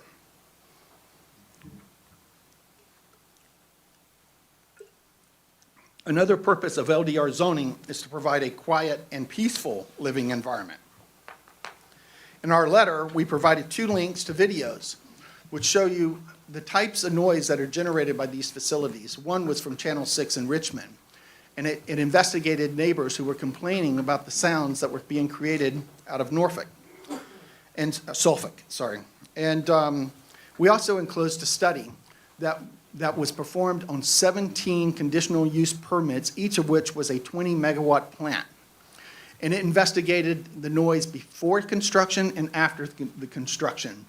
And that report showed that the noise level quadrupled after construction to what it was pre-construction. For these reasons, requirement 7 is not met. On slide 15, I'm going to point out the berm has not been fully assessed. It was not before the Planning Commission. They didn't have a chance to weigh in on it, and there's lots of questions about it. We've calculated that the 2 separate berms will collectively require 870 truckloads of dirt to build. Where is the dirt going to come from for that berm? If they're going to take it from the land, then there's going to be no topsoil for the farm to continue as a farm after this project is over. So if they're going to bring it in from the outside, that's 870 dump trucks on a road that can't fit 2 vehicles. What's going to happen there? It's going to impact the county tremendously. It also is not accounted for in the traffic study that they were required to give up front. And so the Planning Commission did not have a chance to weigh in on that. Well, I see my time has run out. That is correct. You're out of time. Thank you very much for your time. I appreciate it.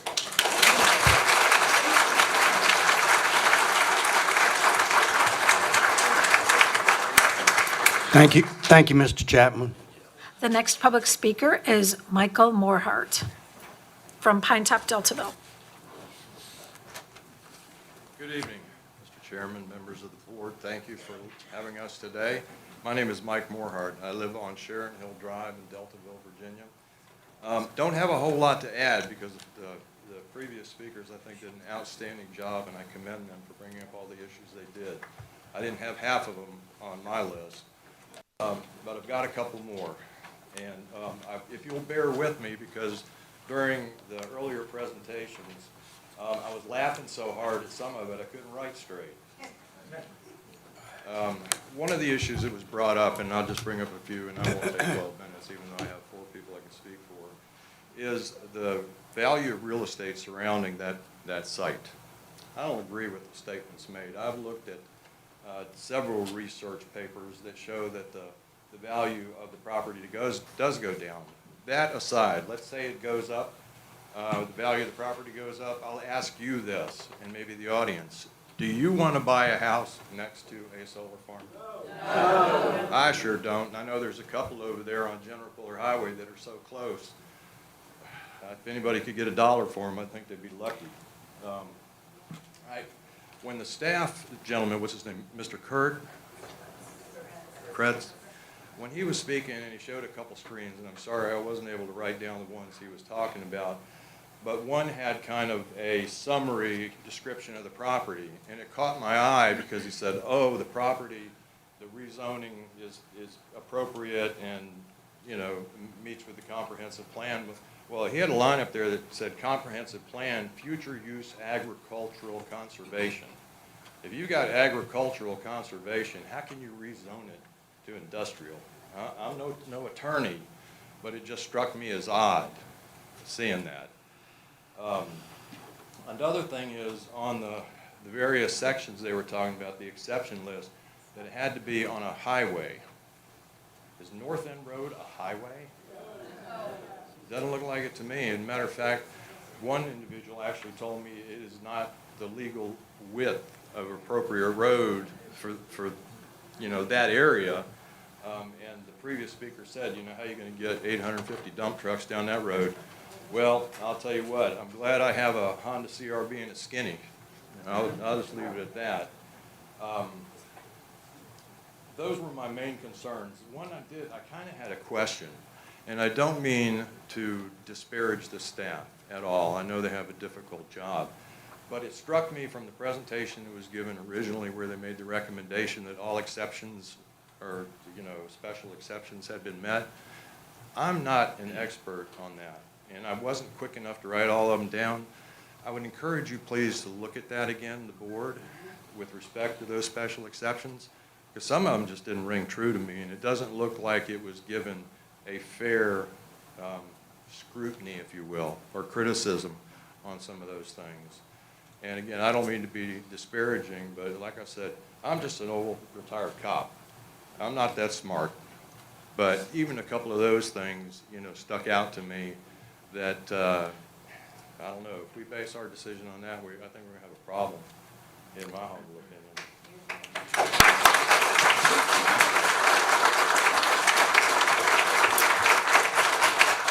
Thank you, Mr. Moorhart.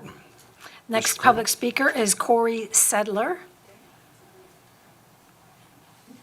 And again, if you are representing 4 or more people, please state this at the beginning of your presentation. Have the people you represent stand.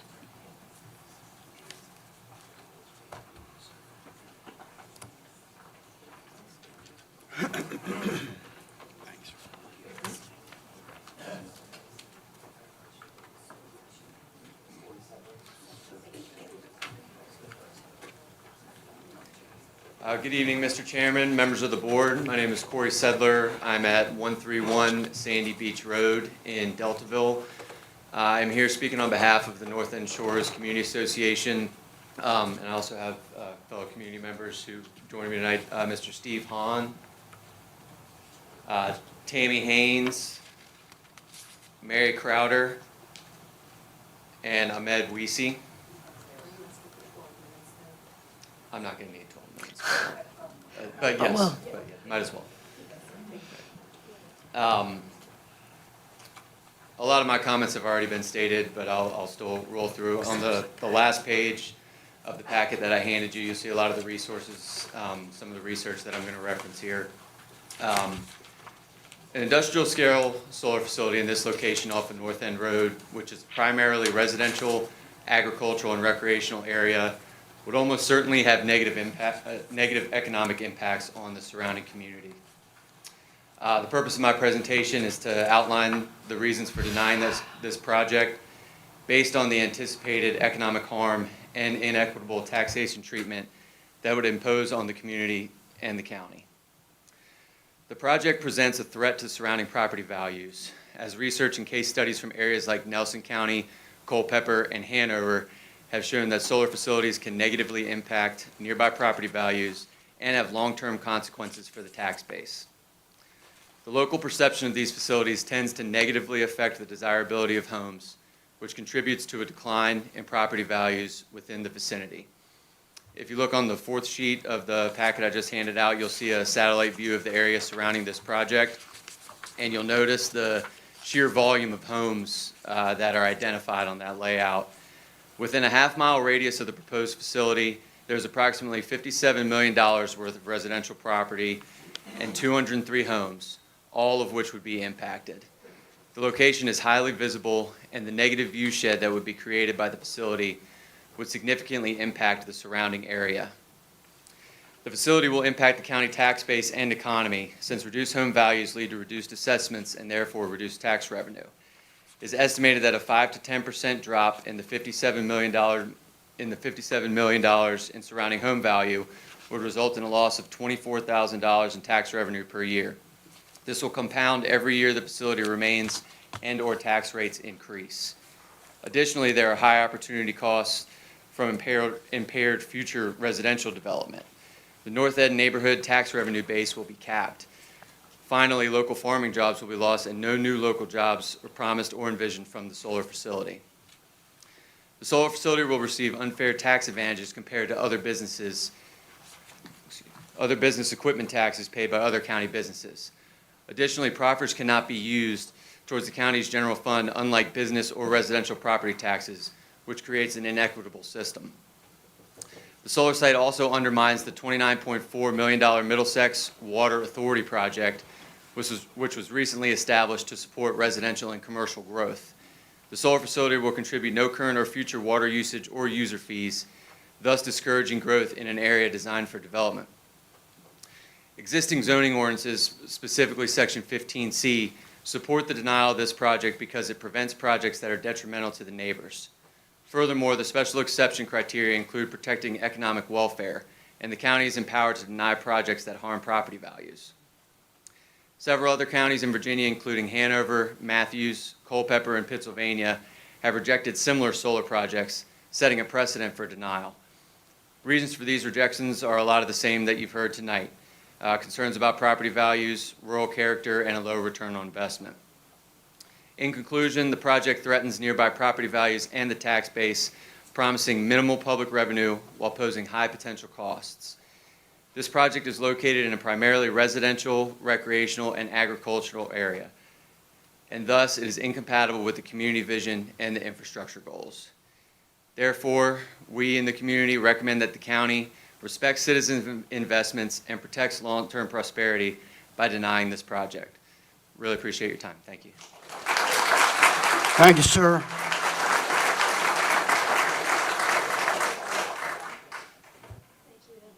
Excuse me, thank you. The next speaker is William Putman of Deltaville Pine Top.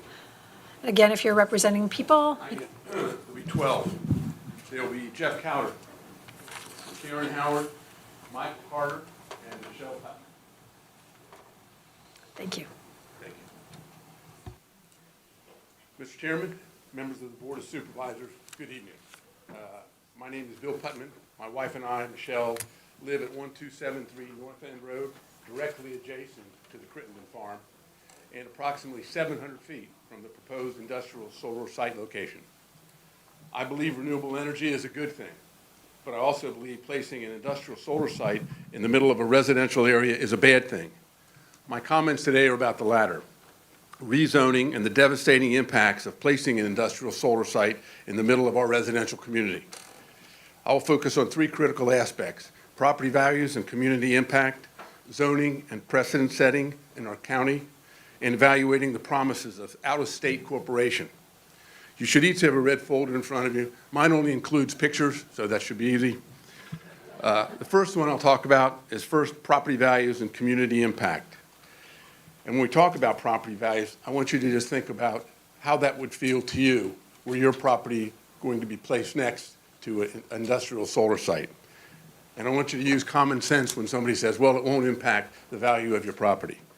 Michelle and I have lived at our property for over a decade, arriving in 2012. I moved my family 14 times during my 30-year Army career, and I promised her that when we retired, we would settle in a rural area, surrounded by rivers, farms, an area with open spaces. And we chose beautiful rural Middlesex County for those very reasons. The property we were fortunate enough to find is a 2-story historic farmhouse, Tupelo. It sits on a little over 4 acres above the Rappahannock and next to a beautiful farm. It was news to me that that was an industrial zone. Before we purchased our property, I did my due diligence and I checked the zoning. Indeed, it was zoned low-density rural with adjacent farm, agriculture, and across the field, the land was in a conservancy. I refer you to the photos in the folder 1 and 2, shows the home in 1867 and again in 2024. This home was determined eligible for a listing in the National Register of Historic Places. It was highlighted in the 2018 Sentinel article as one of only 7 properties in Middlesex County determined eligible for the listing in the National Register of Historic Places. Cupola also was on the 2025 Virginia Historic Garden Tour Week and brought in 850 visitors, mostly from out of county. We have felt fortunate to be caretakers of this property, and we poured thousands and thousands of dollars into our home in order to maintain its authentic character for the future, as well as an investment for our future healthcare needs. I ask you to consider property values. I've heard Mr. Crittenden's appeals, and I heard the rationale of why he wanted to turn his farm into an industrial solar site. And one of them was he needs a retirement plan. Well, I and all of us that live around that neighborhood, our property value is important to us. It is probably, in my case, my most valuable asset. It will play a leading role in the level of assisted living and the level of future health care we'll be able to afford. Statements have been made by the solar industry that property values of homes located near solar complexes in rural areas do not have their value affected. I will tell you, that just does not pass the common sense test. Views have value. We have identified peer-reviewed articles and other studies that show industrial-sized solar facilities have a significant negative impact on property values. Some research data specifically focused on impacts to rural communities and concluded there is a greater negative impact on housing prices in rural areas when the solar plants are built on farmlands and forests because there is a combined effect. You not only lose the beauty of the green space, but you lose the beauty of the green space, but you also replace it with an industrial plant that is not highly valued rural character. One study concluded the construction of a solar farm within half a mile decreased the value of homes by 12.5%, and that values of homes within 1 mile decreased by 8.7%. There are 203 homes within a half mile and 465 homes within 1 mile of this proposed solar site. I refer you to photos 3 and 4 and talk a little bit about the views. They were taken from the south side of our home, out the second floor, bedroom window, in March, and the view out of our window shows clearly because the terrain there, the topography slopes down towards our property and then further down towards the river, showing clearly the area would contain, where the area contains the solar panels would be. The 6-foot berm will not hide the 12-foot solar panels. The latest version, dated 28 May, of the solar site buffer and berm provided by the applicant is a little bit misleading because of the slope and the topography. So neither a 6-foot berm or a scattering of trees and bushes along the perimeter of the fence line will do anything to shield the view of thousands of solar panels, which are up to 12 feet in height, 10-foot prefab buildings, and 9-foot DCAC inverters, whose locations keep changing on the different maps. For the next 10 years, we will end up with a site that looks very similar to photos 6 and 7. A 6-foot berm with bushes is highly unlikely to survive in the winds as well, along that way coming from the river and the bay, and will not screen or conceal the 45,000 solar panels. Why is this important? Losing our green spaces will impact everyone's property values. That's why when you go to a hotel, the water view and the mountain view, they cost you a little bit more than the view out the back to the parking lot. I want to briefly share just a couple of the studies identifying some of the impacts in the rural areas that contradict the solar industry studies. For most of our residents who live near the proposed industrial site on the solar facility, one of the most pressing questions is, what is this going to do to my property value when the beauty and the open space of our residential community is replaced by an unsightly industrial project associated with solar panels? A few months ago, I sent out a news clip, and I'll reference the same one out of Hampton News Station about the solar sites and the noise they produced. This noise has residents complaining, and we don't know what impact the noise will have on our community. The topography plays a role, and how will this noise from the inverters be affected by us surrounding them with partial berms? People move to Middlesex for the tranquility, serenity, and picturesque beauty of the river and open spaces. There are hundreds of properties surrounding this proposed solar industrial site. It is not just about my home, but the homes down Crittenden Road and those along Robbins Point. I don't think we should allow one person to do that damage to our community. I can perhaps emphasize with Mr. Crittenden's retirement motivations, but I cannot believe you should allow the needs of one over the damage to many. The common good must outweigh the needs of one. The second aspect I'll address is zoning and precedent setting within our county. Zoning was incorporated into the county to protect the residents and the farmers alike. The supervisors that put zoning in place understood as the population grew, protections were needed. Residents check zoning before they buy properties. I most certainly did. There are likely many locations that would ideally be suited for a solar facility, But here, surrounded by 400-plus homes, requiring rezoning is not an appropriate location.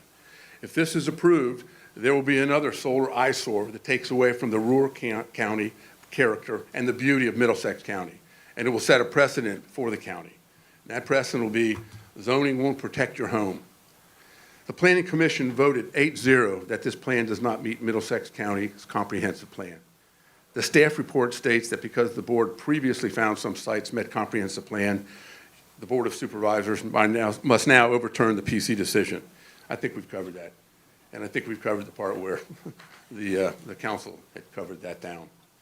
The locations, surroundings, and our impacts are unique. The members of the Planning Commission that you, the Board of Supervisors, selected for their integrity, their public service, and their understanding of Middlesex, they studied this project. They listened to the many constituents that spoke, as well as the applicant. And your commission representatives found unanimously that this industrial solar proposal violates the zoning ordinance and did not meet the comprehensive plan.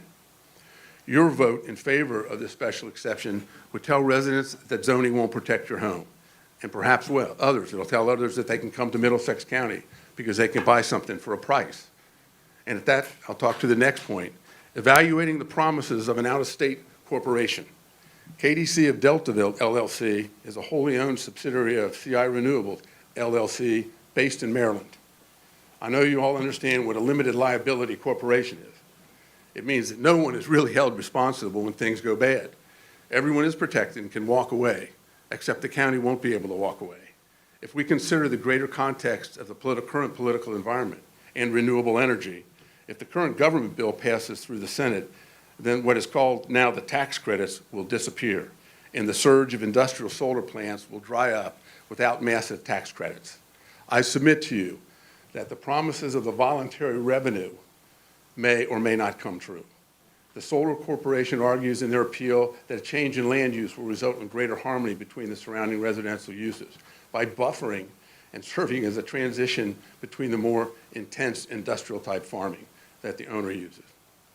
When you peel back this request, back to its core, it's about an out-of-state solar corporation exploiting our rural character. It's about a landowner who wants a retirement plan.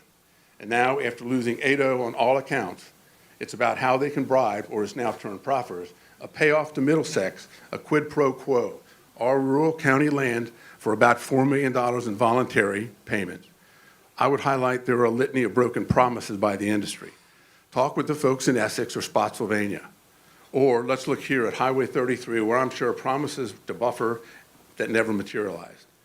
The owning shares of this solar project are out of state, and the resources are being sent out of the county, which is now cleverly referred to as providing energy for the region. It's headed to Northern Virginia to run the data centers. Please don't trade what is a core value of this county, preserving our rural character, for a short-term, assuredly lost promise of voluntary payments when the site is fully operational. Let me conclude. I believe this solar facility is about a retirement package for the landowner and tax credits for the out-of-state solar company, and now a quid pro quo for the county at the expense of our residential property values and our rural community. It gives those that support it a cover to say the money the county is getting will be great. It'll offset this, and it won't. Please, for the common good, it far outweighs the individual prerogative in this interest. And the request for a special exception, if you approve this solar site, you will transform a residential community into an industrial zone, and you'll have set precedents that Middlesex is for sale. Again, I ask you, please deny this special exception. Thank you.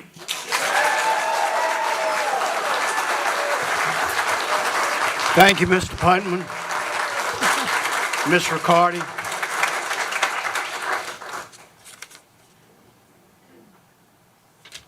Was that Greg Solomon? No. Greg Solomon is next.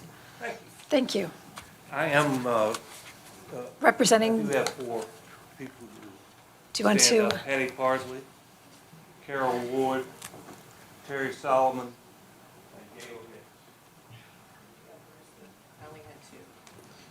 Hicks. Sir, wait a minute. What's the name again? Only two stood. they did. Oh, there was four? I did, I saw them. There were two over here. Oh, okay. Thank you. I just couldn't see. Sorry. No, I can now. She stood up. I didn't quite hear your name. Could you say your name again, please? Yeah, it's Greg Solomon. Greg Solomon, okay. Thank you for allowing me to speak. My wife Terry and I live on North End Road, directly adjacent to the Crittenden Farm. I'm speaking for myself as agent for those 4 people. I've been coming to Deltaville for close to 65 years with my family and friends. My wife and I have owned waterfront property on the Piantank River and now on the Rappahannock. We love the bucolic rural surroundings of the county and the rivers. Our community and our neighbors are very important in our lives. Terry and I own 2 properties on North End Road at 1619 and also at 1446. Our main house at 1619 and our well for our drinking water back up to the farm. In the event of a hurricane or tornado, our well could become contaminated by toxic chemicals from broken panels, leaching lead or other toxic chemicals into the soil. There are many, many cases of that happening. Our second property at 1446 lies downhill from the farm in the floodplain between the farm and the Rappahannock River. The property has a 30-foot drainage easement between us and our neighbor, which runs directly into the river. The drainage easement is there to carry off overflow and leakage from the farm's pond and areas up above us. Harm to the river, next to the easement where it flows into the river is my pier from which I harvest oysters and crabs. Harm to the river is a paramount concern of ours, and I'm sure to you as well. We're very concerned about stormwater runoff and are very skeptical of the developer's plan for its containment within the boundaries of the site.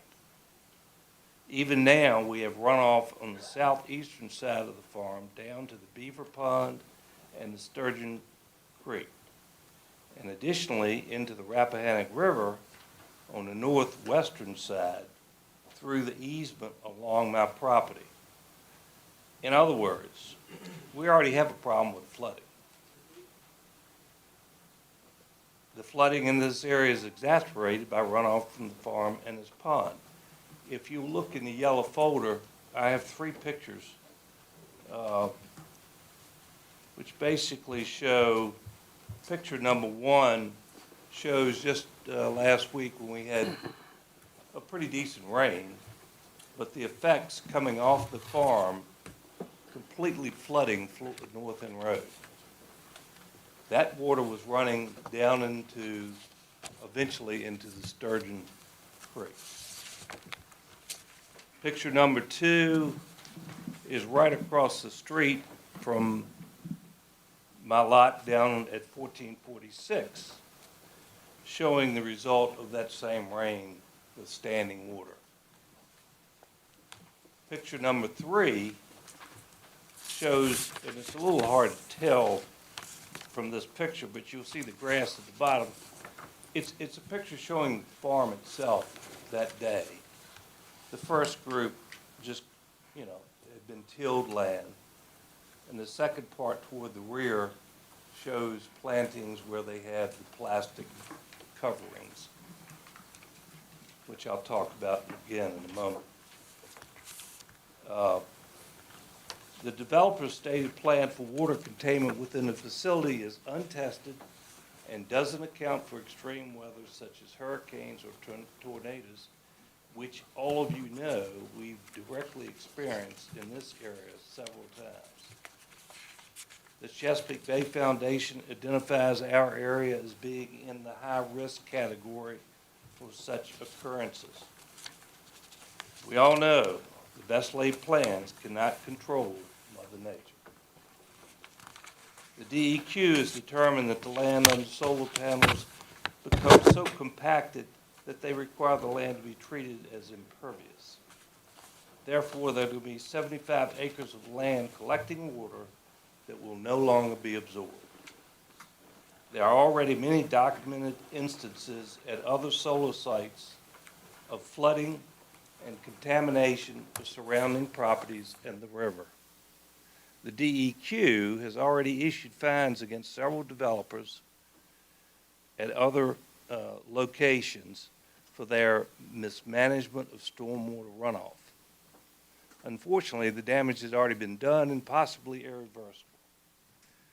The DEQ and a study at Virginia Tech estimated that 70 to 80% of the existing solar facilities are non-compliant with their runoff plans. The developer has stated that their containment plan will improve the issue because of runoff, because the farmer lays plastic over 50% of the planting rows, which can cause runoff issues.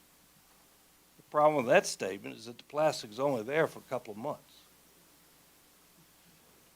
Your approval of this application would potentially be creating an environmental hazard smack in the middle of our community.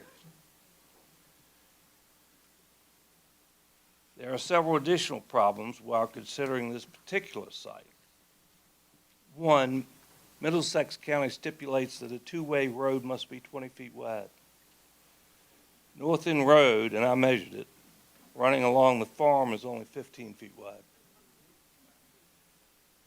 Currently, in order to pass an oncoming car, which I do daily and numerous times, we each must move off the side of the paved road so that we don't run into each other.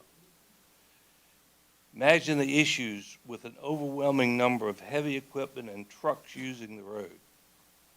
KDC has stated in their applications that 200 to 400 truckloads of dirt will be brought in to construct the berms. That's assuming if they move some of the land internally. Otherwise, it could be 850 truckloads. Then in addition to that, of course, there'll be heavy equipment trailers and trucks coming in to pound 45,000 poles upon which to attach the panels. Certainly, the road will have to be widened and repaved. There are several instances of fires breaking out in these facilities. It's my understanding from one of our local firefighters that we don't have a sufficient capability to handle this type of fire. Essex County has had 3 such fires in solar facilities and have had to call on other counties to help extinguish them. I am aware that KDC is now, late in the game, because they know this is a problem, is offering a small donation to the fire department. The developer is a limited liability corporation, wholly owned by another limited liability corporation. Legal recourse could prove to be very difficult and expensive. Therefore, in the event of rebuilding or replacing damaged or destroyed panels caused by a storm or tornado, they could simply bankrupt the project, leaving our county, the property owner, and its citizens with an unresolved environmental issue and millions of dollars of costs, which is not yet possible to be quantified. Posted bonds from the developer are yet to be determined as sufficient. It's a guess. Beyond everything else, the overbearing question is, why here? Why on this piece of property? In the middle of a community and so close to the rivers, the creeks, and the wetlands. Gentlemen, this is inarguably a commercial industrial facility that should be located elsewhere. The Planning Commission members unanimously recognize this request was and is being requested for construction in the wrong location. We're counting on you to protect our rural community, our wetlands, and our rivers. You establish zoning requirements and restrictions for a reason, and that is to protect our citizens and communities from the incongruent use of properties so they conform with the county's stated comprehensive plan. We as property owners must all comply with established zoning criteria, and we knew that going in. Please reject this request and direct the developer to find a more suitable location. Perhaps they could move to one of your landfill properties that you're currently taking bids on with solar developers. Do not allow your vote to be bought by the developer's recent last-minute inclusion of what is effectively a bribe for your vote. We're counting on you to represent our overwhelming wishes of our community, as demonstrated here tonight by the speakers, the attendees, and hundreds of signers of the petition. Thank you for your consideration.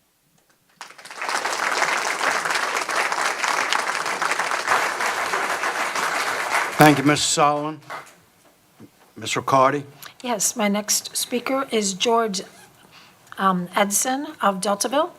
And again, if you're speaking for more than one, please have your attendees stand.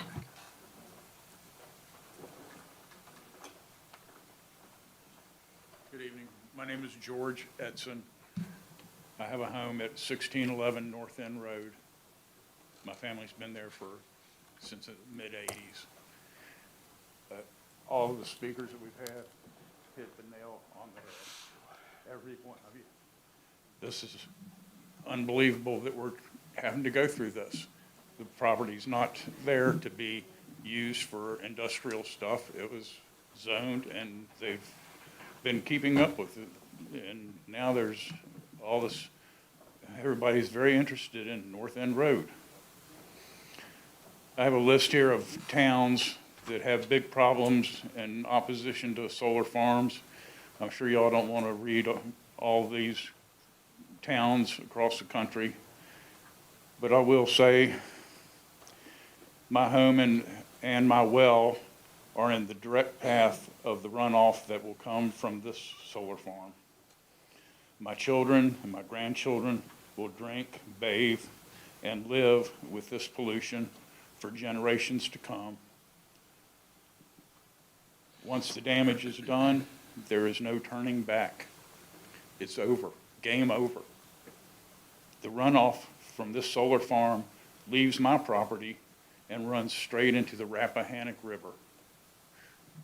What are we going to do? We're going to give these guys what they want? It shouldn't be like that. It should be for these people. Thank y'all, every one of you.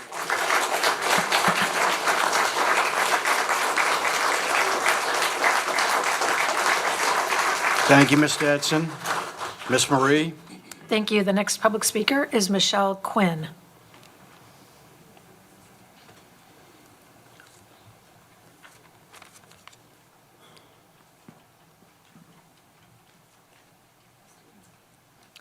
Thank you. Good evening, Chairman Harris and other members of the board. My name is Michelle Quinn. I live at 271 Chesapeake Watch Road in the Chesapeake Watch neighborhood. I am speaking on behalf of more than 4 people. If anybody from Chesapeake Watch can please stand. That's more than 4.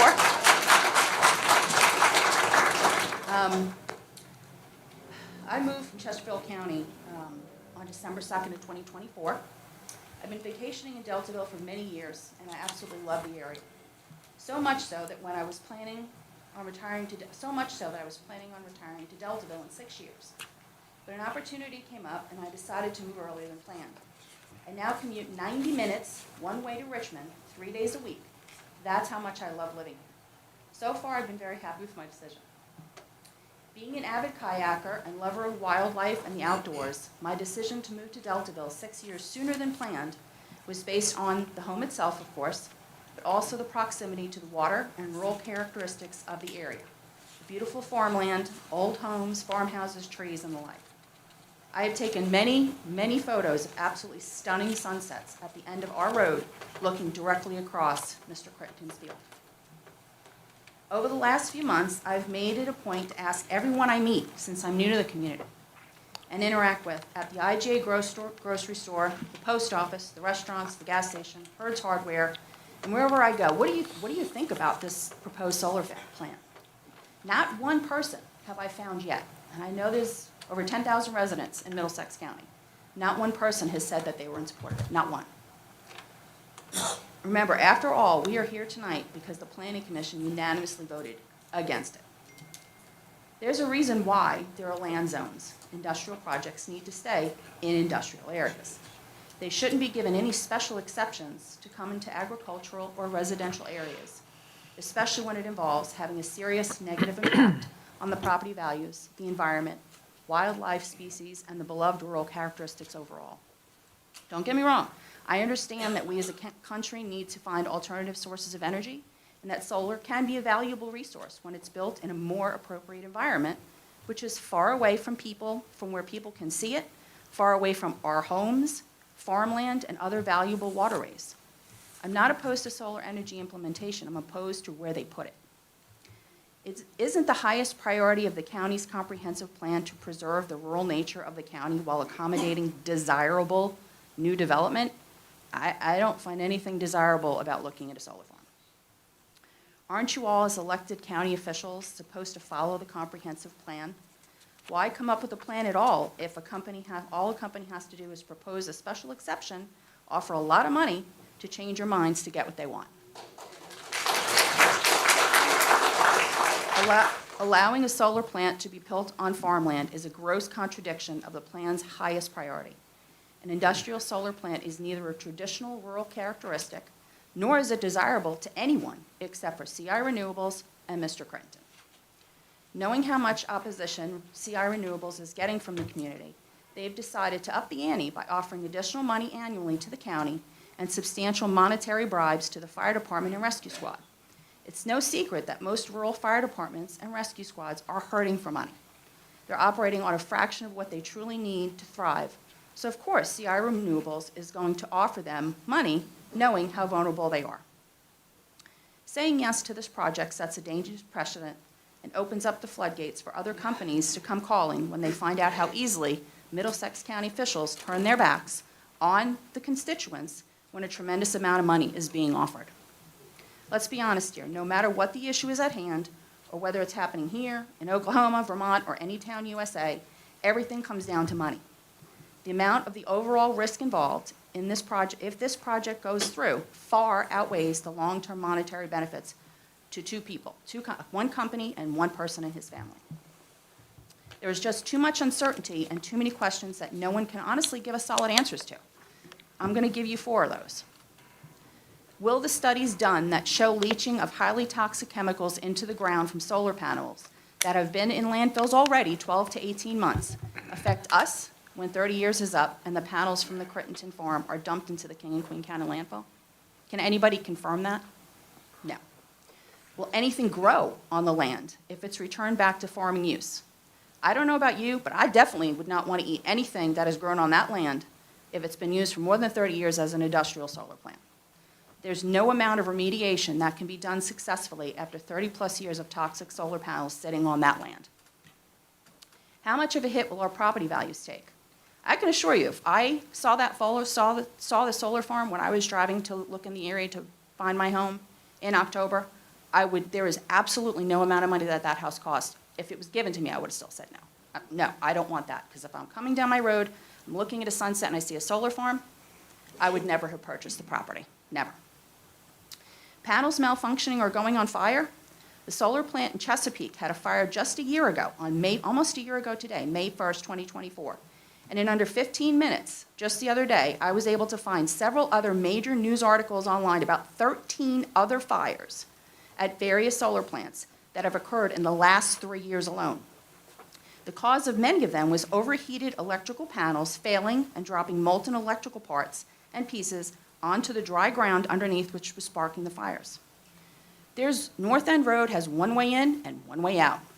And like the other gentleman measured, it's not very wide, okay? So if we have a catastrophic issue, it's going to be tough to get people out of there safely. The extra $10,000 that would be given to the fire department when they have to respond to a fire at the plant isn't going to do any good, particularly if the batteries are on fire. It's my understanding that that type of fire can't be put out. It can only burn itself out, which can take days. That extra $10,000 also isn't going to help me, my neighbors, or any of these residents when we're forced to shelter in place and not leave our homes because of the toxic air that the fire creates. Recent bad rainstorms people have already addressed this. Recent bad rainstorms just last week already confirmed how much flooding occurs naturally, literally around the borders of the farm. High water caution signs were put up because it was so bad. And even 3 days later, there was still flooding on that property. What scares me the most out of all of this is how much effort is being made to build solar farms on farmland, not just here in Middlesex County, but all over the United States. None of these elected officials voting in support of these projects seem to be worrying about, where is our food going to come from? Where's our food going to come from? If we keep using up farmland for developers to build homes and companies to put solar farms, where is our food going to come from? What good is a solar plant for energy when we end up having to import our meat and our vegetables from other countries in the years to come because we have no land to grow our food on? In conclusion, I'm asking that you please, please vote overwhelmingly the will of these people, the 400 and some odd petitions, the 30-plus petitions I just gave you, the overwhelming unanimous opposition of the Planning Commission to not vote through the solar farm. Please. I mean, you just need to vote the will of the people and do what's right.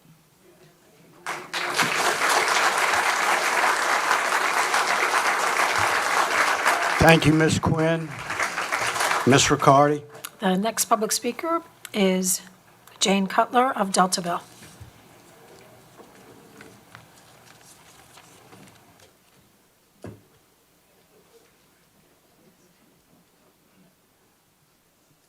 I am Jane Cutler and have lived at 630 Bland Point Road, Deltaville, since 2008. It is my intention to live the rest of my life here. I'd like to start by identifying the ghost in this room tonight.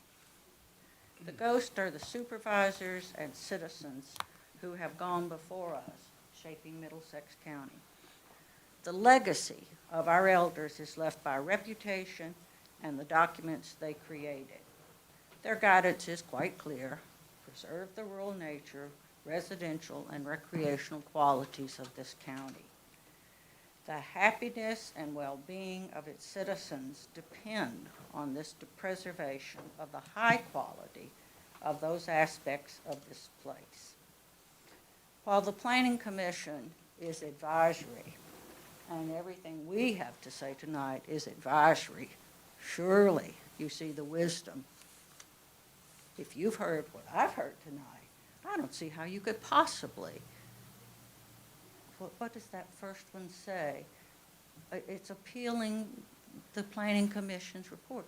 Easy peasy. No, you don't accept the appeal on the Planning Commission, and everything else is gone as well.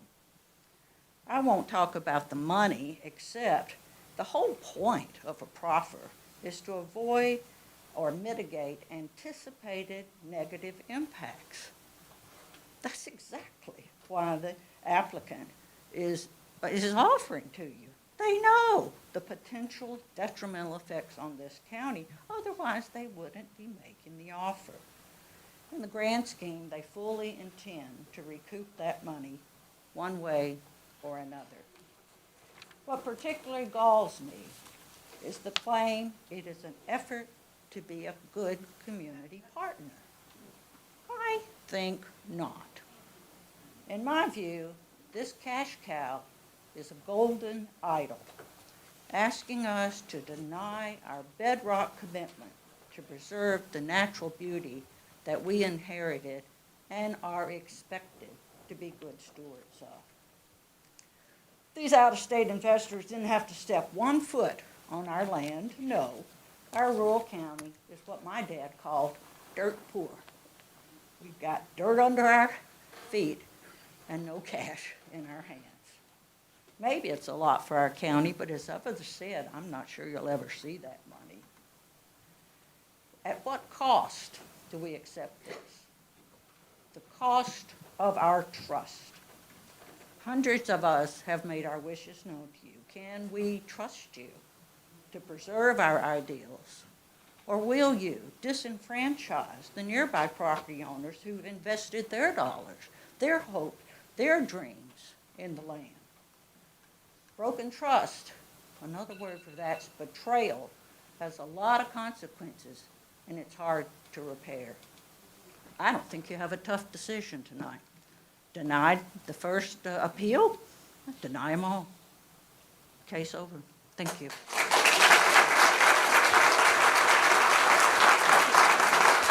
Thank you, Ms. Cutler. Anne Marie? The next public speaker is Gordon Cutler of Deltaville.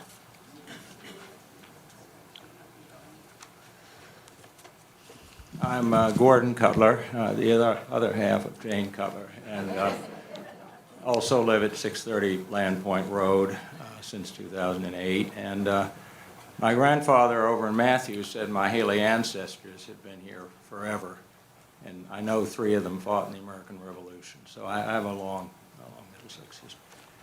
The applicant tonight has described in some detail their offer to provide financial benefits to the county and ask you to take that into consideration in your decision. But as a taxpayer and one of your constituents who's elected you, I count on each of you to make the wisest and best decisions for the county as a whole now and in the future. And because money has been raised, I would also point out that all of the people in this room are providing quite a bit of money all the time to operate, and we entrust you to make wise decisions about how to use it. How much money? I haven't gone over the thing, so you can correct me if I'm wrong, but my understanding is our budget's about $20 million a year. So over the 30 years of operation, without any inflation, that would be $600 million, probably be a bit more if things rise the way they often do over time. So my question to you is, why would $5 million from an out-of-state, out-of-county, out-of-state industrial facility be more important to you than the $600 million that your own citizens who've elected you are counting on you over that same period to use wisely? And if you absolutely need another $5 million, I would point out that if we're going to be giving $600 million just with the current that less than 1% increase in taxes would fully compensate for anything they're providing. And I promise you, I'd rather pay that 1% than have you take the money from out of state. Lastly, I want to tell you, I admire Chairman Harris and all of you. I admire your patience. You have incredible stamina, and I'm grateful for your service, and I admire the fact that you can so politely and thoughtfully listen to all of us. And that, I think, is a great feature of the county. Thank you, Mr. Cutler. Ms. Riccardi? Thank you. The next speaker is Mary Wilding of Deltaville, Virginia.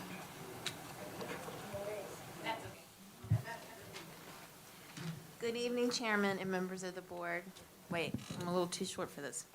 My name is Marie Wilding, and I live at 209 Creekshore Drive in Deltaville, which is directly across the road from where this proposed solar farm is going to be in Delta Shores. I'm here to strongly urge you to vote no on the proposed KDC solar facility near the Rappahannock River in Sturgeon Creek. The Planning Commission already did do the right thing. They listened to the residents, they weighed the facts, and they voted a unanimous no. Now we're asking you to do the same. The proposed project is on a narrow 2-mile stretch of road. That's 2 miles. There are 349 property owners on that road. This is not an open, empty piece of land. This is a community. This is families. These are homes. This is a living, breathing habitat with many types of wildlife on it. It's not a blank slate for a massive solar field. The impacts go beyond the wildlife, though. A utility-scale solar facility here would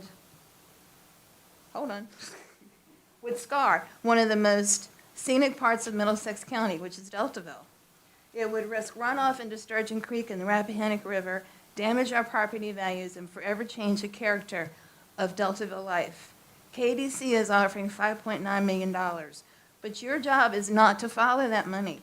Your job is to represent us. We are the citizens here who vote for you, who pay our taxes, who own our homes, who put our children in the schools. We protect this land. We've raised our children here. There are many others who come here on the weekends to visit, too. Our citizens boat, fish, shop, and go to sites and eat at the restaurants. They pay taxes, we vote. The solar facilities can't do any of that. And it's not going to employ anyone either that's going to shop or eat here, except temporarily while it's being built. This isn't just about this one project either. If this passes here, it will open up the door for more industrial solar developments all over this county. One vote will set one precedent. One vote will put the whole county on the line, which means that we could have a patchwork quilt of solar facilities all over our county. Please do not sell us out to this solar facility for $100,000 a year. Please stand with us, respect the will of the community, and vote no on this proposal. And one more thing. We are not going to have representation from our district, as far as I can tell. I understand he recused himself, I get it. But is there a way in the future, not for tonight, that we can get someone else to represent us, any district, that doesn't have representation for things like this? Like write up something, one member from the Planning Commission. Can you please vote in place of the representative from the Deltaville community? Thank you.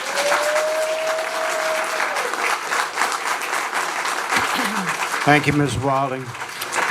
Our next public speaker is Douglas Stanley, Farmville, Virginia.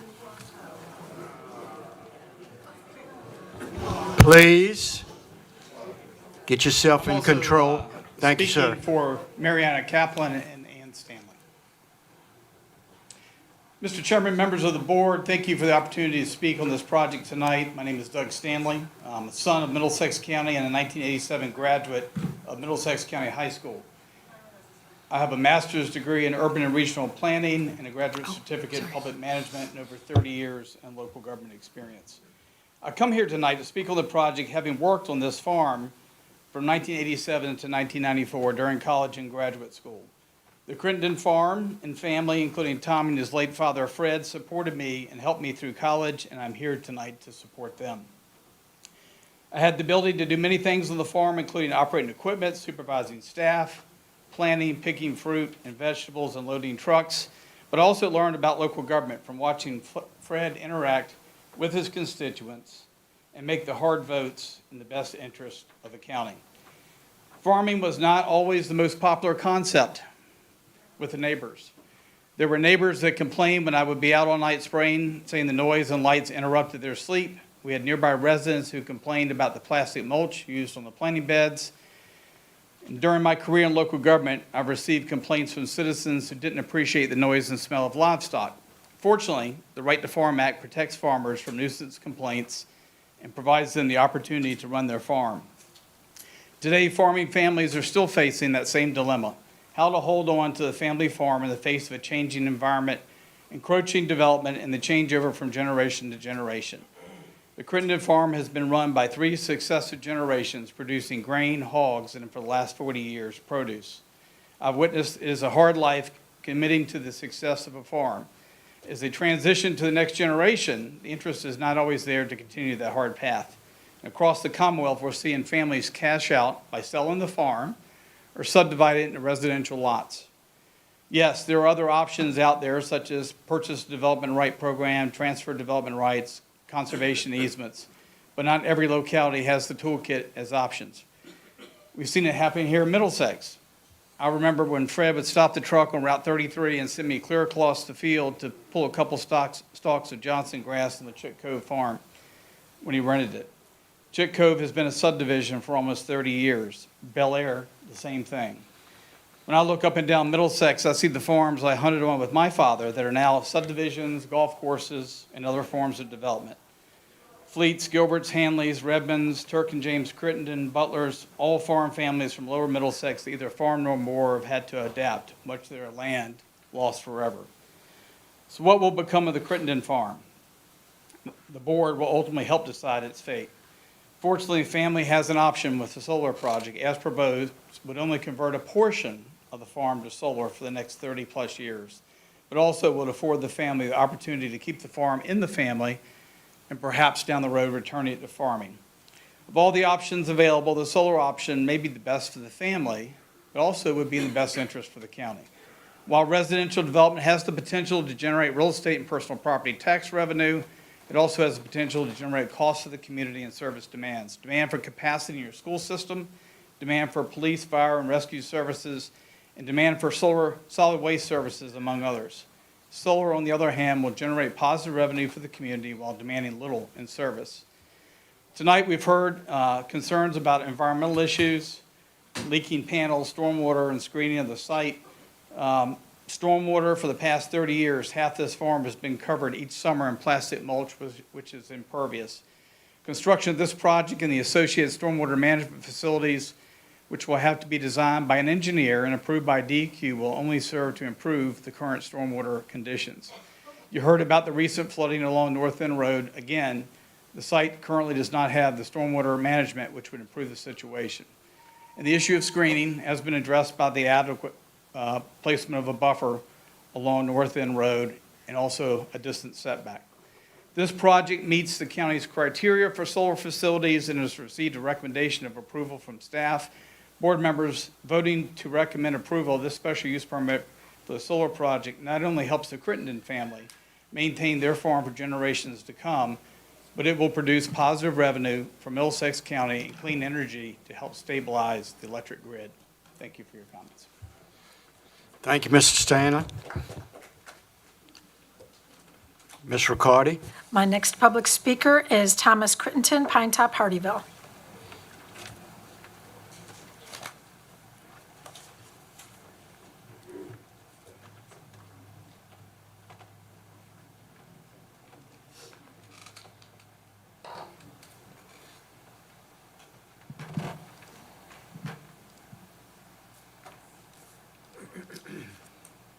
Good evening, ladies and gentlemen, and thank you for your time and consideration here tonight. My name is Tommy Crittenden. I'm a lifelong resident of Middlesex County. Our family farm in Hardyville is the only home that I have ever known. I come before you tonight representing our farm, which has been in continuous operation for over 100 years.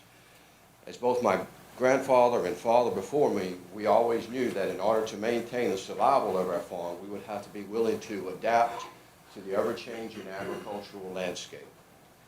That next chapter and opportunity is now before us. Farming, by its very nature, is a high-risk industry with many factors beyond our control. Factors such as the weather, market conditions, and an ever-increasing regulatory environment. And in particularly and most recently, an influx of new residents fresh from the land of suburbia and HOAs who have little knowledge or patience for the agricultural community. Diversifying the use of our land allows our business to hedge against these inherent risks, retain the farm, and continue our traditional agricultural operation on the remaining acreage. The benefits this project presents to Middlesex County are truly impressive and substantial. From the outset, it provides $1.5 million for the county to utilize as it sees fit. In addition, it offers $75,000 to our local fire department and $75,000 to our local rescue squad. And over time, it will generate approximately $135,000 each year in yearly tax revenues over the life of the lease. In total, it will create somewhere in the neighborhood of $5.5 to $6 million for our county at a time where revenue shortfalls are all too common. And amazingly, it accomplishes all of this without requiring additional services or resources from Middlesex County. This is truly low impact. The project also has the potential to provide over $2.5 million worth of jobs and work-related activity for our local business community in areas such as site work, berm construction, landscaping, fencing, and even electrical, as our local contractors will be given preference during the construction phase. And there will continue to be jobs during the life of the lease related to field maintenance, lawn care, and possibly even sheep grazing. America's founders understood that private property rights are one of the primary foundations of our freedom itself, and they clearly enumerated this in our Constitution. Many of those here tonight would perhaps prefer a system of collectivized rule whereby everyone has a say over everyone else's property. This would serve to trample those precious rights. The proposal before you tonight protects these rights. The extraordinary efforts that are outlined effectively and completely screen and buffer this project from the start. The few homes and properties that are in the distant vicinity will be shielded and their view sheds maintained. Those driving down North End Road will continue to see open fields and ongoing agricultural operations as they do today. Also, with the introduction of solar to our farm, we will, for the first time, have in place Time is up. a stormwater management program. I want to utilize, I'm sorry, my wife.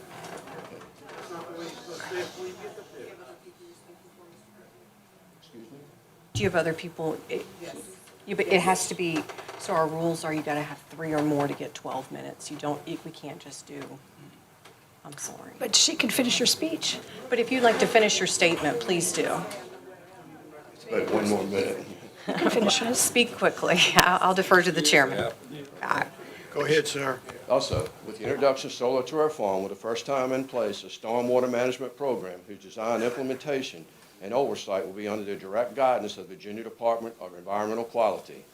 As I close, I believe that we have brought forward a proposal that fits squarely within the criteria established by our county and has been determined to be in accord with the county ordinance by the county staff.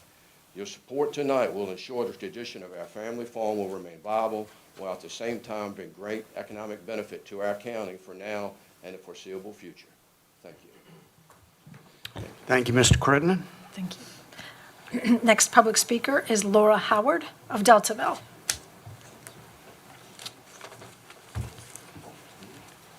Good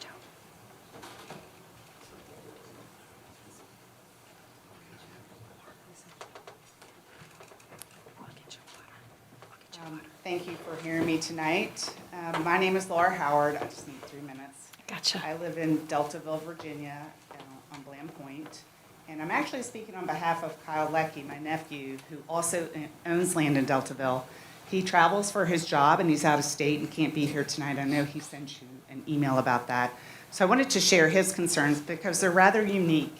And I was actually kind of moved by what Corey Sedler shared in terms of concerns about growth in the area for people to build and live here and to invest in Deltaville, because Kyle's situation illustrates just that.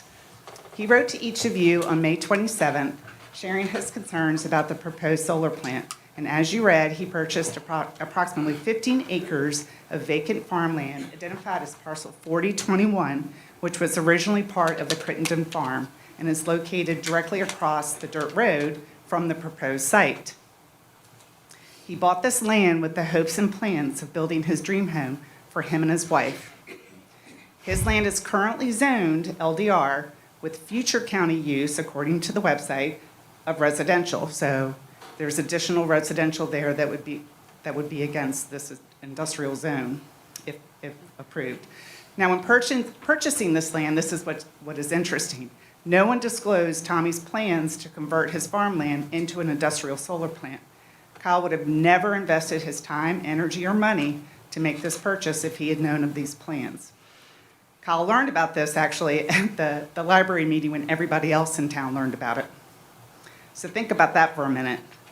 I mean, can you imagine investing in 15 acres of farmland to build your dream home and then learn it could potentially sit across from 77 acres of 45,000 solar panels? If you approve this, solar panels will be all that he can see. I mean, he is literally across the dirt road from where the greenhouse sits. This is definitely not a dream home location for him. And we all know if this was up for consideration in your front yard, you wouldn't want it either. If you approve this zoning exception request, you will negatively impact Kyle's investment and his plans and every other adjoining property to this site, and even those within a few miles of it. You've heard that tonight. If you make this call to allow this, and we all know it's in the wrong location, again, it's low-density rural and residential in a coastal recreational zone, Who will pay for lost property values or damages, whether personal or environmental? Would it be the county, KDC, or Tommy? And then there's also the sewage disbursement sublease. That's wrong for many reasons too, but mostly location, additional property devaluation, as well as additional contamination sources. In summary, there is so much wrong with what's being proposed tonight, and KDC Solar knows that. Otherwise, they would not be throwing money at the county to win your vote. Please, please do what's right and best for our community and deny this request. Thank you so much.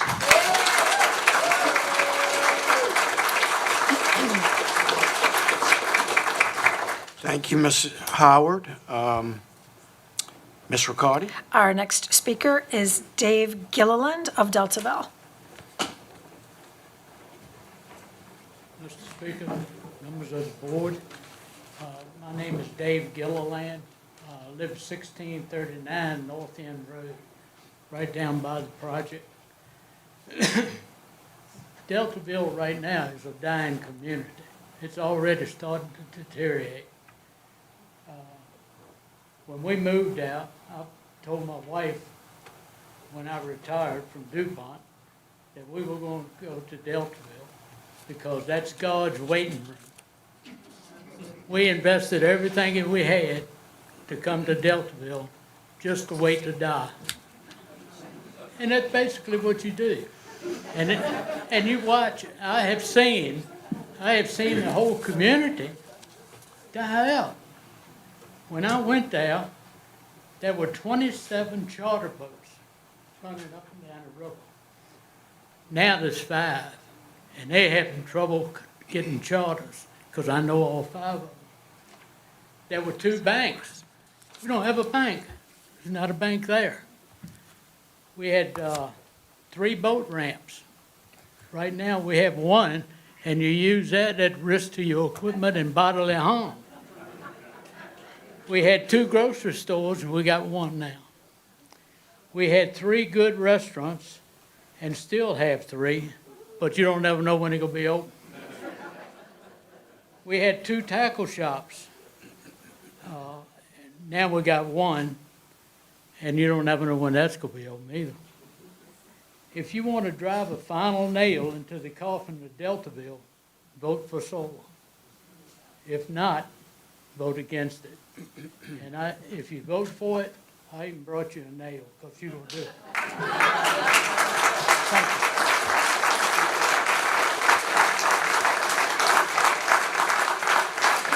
Thank you, Mr. Gilliland. Anne Marie? Glenn Dubois What? of Deltaville. Glenn Dubois. How bad did I do?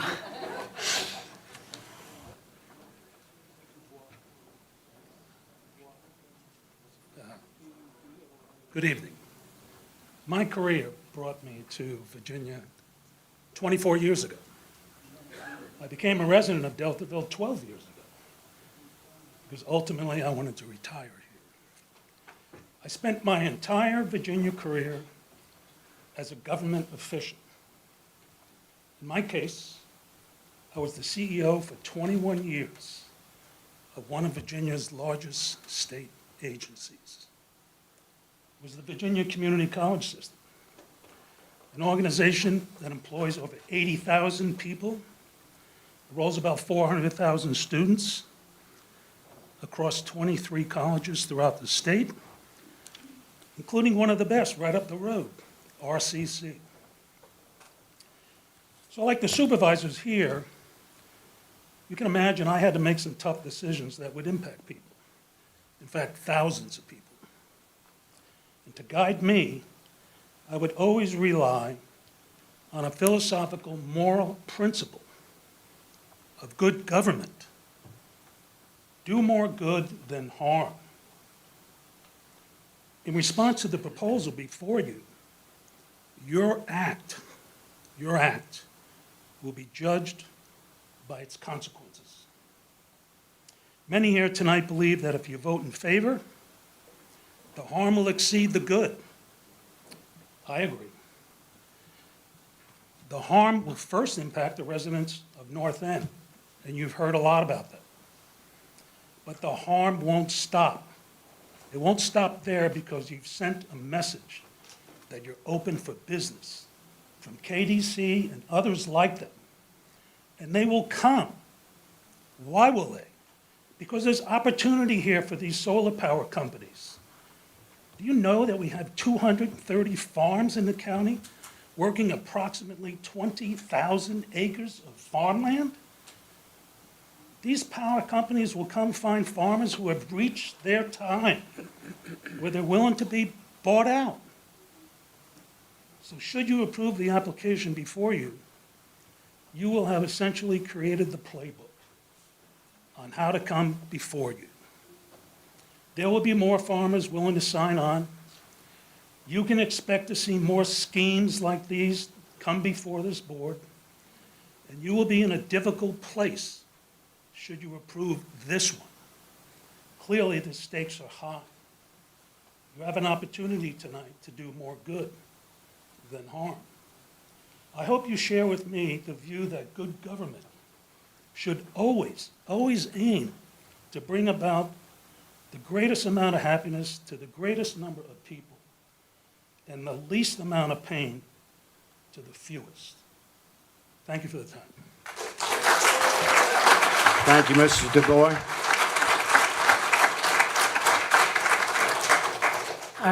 Our next speaker is Dwayne Massey Hawkins of Pine Top.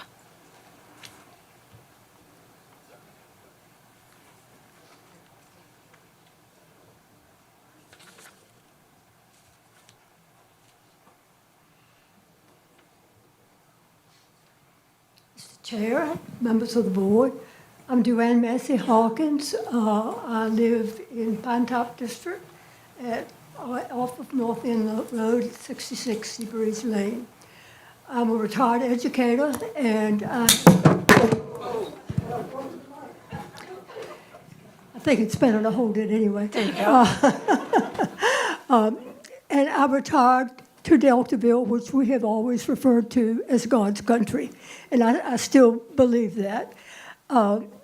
We have enjoyed our time here, the fellowship, the relationships, and I hope that you will make the right decision for your constituents. Understand that Mr. Crittenden, Supervisor in Pine Top, where this facility is proposed, I understand why he's reclused himself. But I'm counting on the other four of you to support those of us in Pine Top who do not want this. I'm not opposed to solar facilities. The location is a problem because anyone who comes to enjoy the properties and waterfront on Sturgeon Creek, the Rappahannock, and eventually to some of the Chesapeake, will have to travel past all of this. I think it would be a turnoff to people visiting us. Another location would probably be better. I want to thank you all for your service. I grew up in King and Queen County. My father was on the Board of Supervisors, so my hat is off to you all. I know your trials, I know the decisions that you have to make, and thank you for all you do. Thank you, Ms. Hawkins.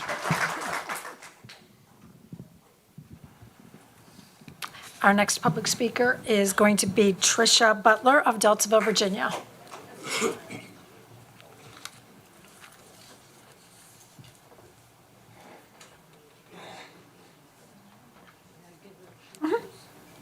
Oops. I don't. Cutting her off early.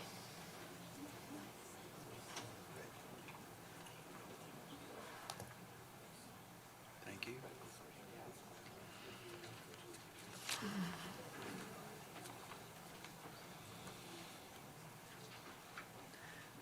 Good evening. Most of y'all know me, but for those that don't, my name is Patricia Wade Butler. And I have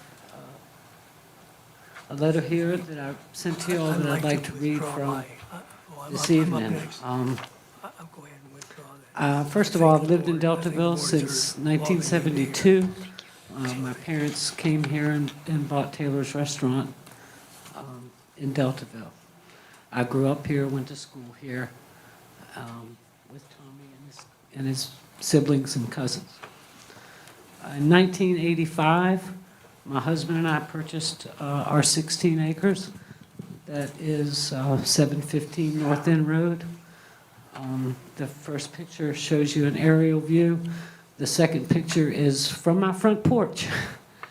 All of the yellow that you see at the top of that photo are the fields where those solar panels will be located. At the time we bought our property, it was a barren field and a wooded gully. We built our home there and we began planting trees. It was an empty field. Oaks, maples, birch, pine, dogwoods, all planted to improve our land and property. We have spent the last 40 years, the bulk of our lifetimes, caring and improving for those precious acres. Today, my grandchildren eat from the garden. They go fishing in the pond with Pop. We've planted over 45 fruit-bearing trees, as well as blueberries, blackberries, raspberries, strawberries, grapes, kiwis, figs, pawpaws. Years and years of work and investment. And it's all I have. It's my life's work. All of us in our community know what will happen to our property values if you indeed support this proposal. We will lose invested value. This land is zoned low-density rural for a reason. We don't know how it will affect the natural habitat and our wildlife and our ponds and creeks and rivers, but we know it will not be an improvement. This proposal is only benefiting one landowner and one investor, and they should not be allowed to harm their neighbors' investments. We are counting on you to protect the value of our homes, the beauty of our land, the integrity of our community. It's some of us, that's all we have. Thank you for your service. I appreciate your time and hearing this one little voice. Thank you. Thank you, Ms. Butler.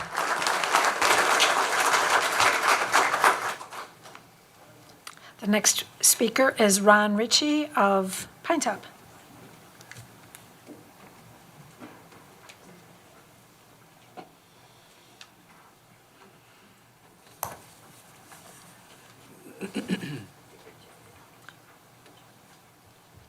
Good evening. It's just me speaking, so it's only 3 minutes. Good evening, Mr. Chairman and members. Thank you. Ron Ritchie, 1178 Providence Road in Deltaville, speaking in opposition to this proposal.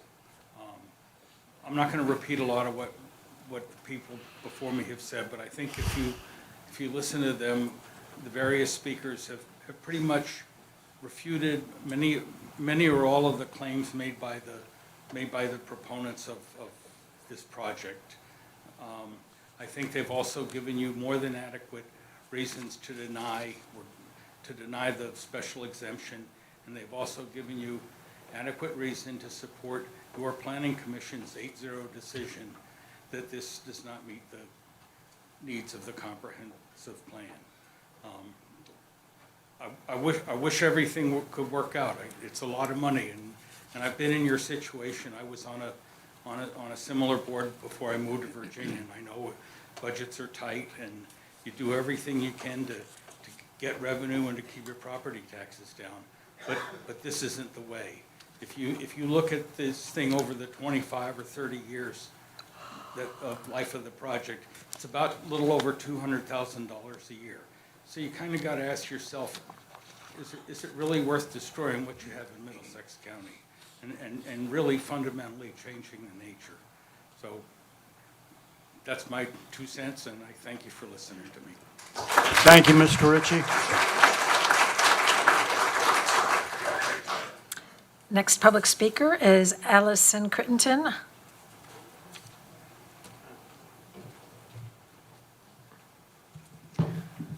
Good evening, Board of Supervisors, Mr. Chairman. Thank you for your thoughtful consideration of the matter before us today and the opportunity to speak with you.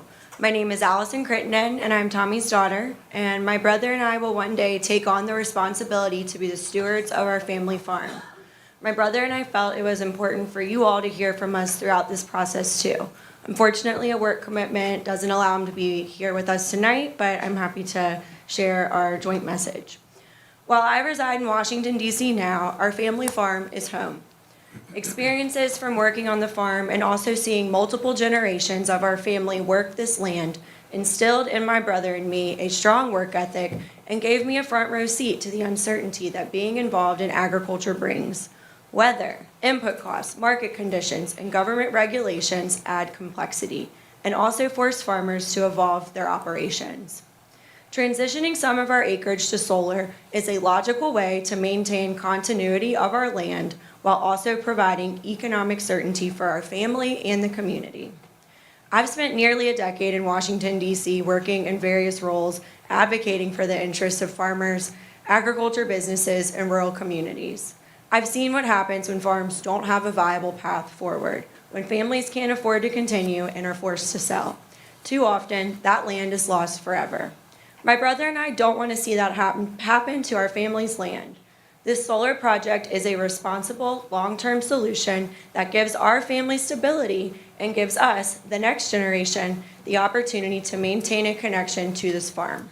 We've taken every possible step to ensure this project fits with the character of the area. The panels won't be visible from the road thanks to large berms, natural screening, and generous setbacks. We've addressed drainage and runoff concerns. Per DEQ regulations, the current rainwater issues must be improved. And not to mention, they would already be improved with better maintenance of the ditches, which is VDOT's responsibility. And importantly, this project will create local economic activity, jobs during construction, and long-term maintenance roles that benefit businesses in our region, in addition to the incentive package associated with the project. I also want to speak to a broader issue, one I've seen play out in my professional work and now here at home. In rural communities across the country, I've seen how landowners face opposition not just to renewable energy projects, but even to new agricultural operations. Whether it's a chicken house, a storage facility, or a farm expansion, there's often a rush to say, "Not in my backyard." And unfortunately, it's sometimes the very people who move to rural communities to escape HOA rules and city restrictions who are now enforcing those same preferences on their neighbors. Private property rights matter. We believe in community, but also in the freedom to make responsible, productive use of our land, just as we have for the last 100 years. We're asking for the opportunity to adapt, preserve our land, and build a future that works for our family and this community. By diversifying the use of our farm, we are not walking away from agriculture. Instead, we are maintaining the ability to continue farming while mitigating the uncertainty that comes with traditional crop production. We respectfully ask for your support in making that future possible. Thank you. Thank you, Ms. Crittenden. The next public speaker is Dr. Jerry Suyas. I won't use up 12 minutes, I promise. I think everything's been said A to Z, except I want to piggyback on one thing, but before I do that, Sir, are you speaking for sorry. yourself or a group? I'm speaking for myself, Thank you, sir. Continue. okay? Jerry Sewers. I own a property in Chesapeake Watch on 330 building, townhouse number 10B, and also have a place I'm staying in Richmond.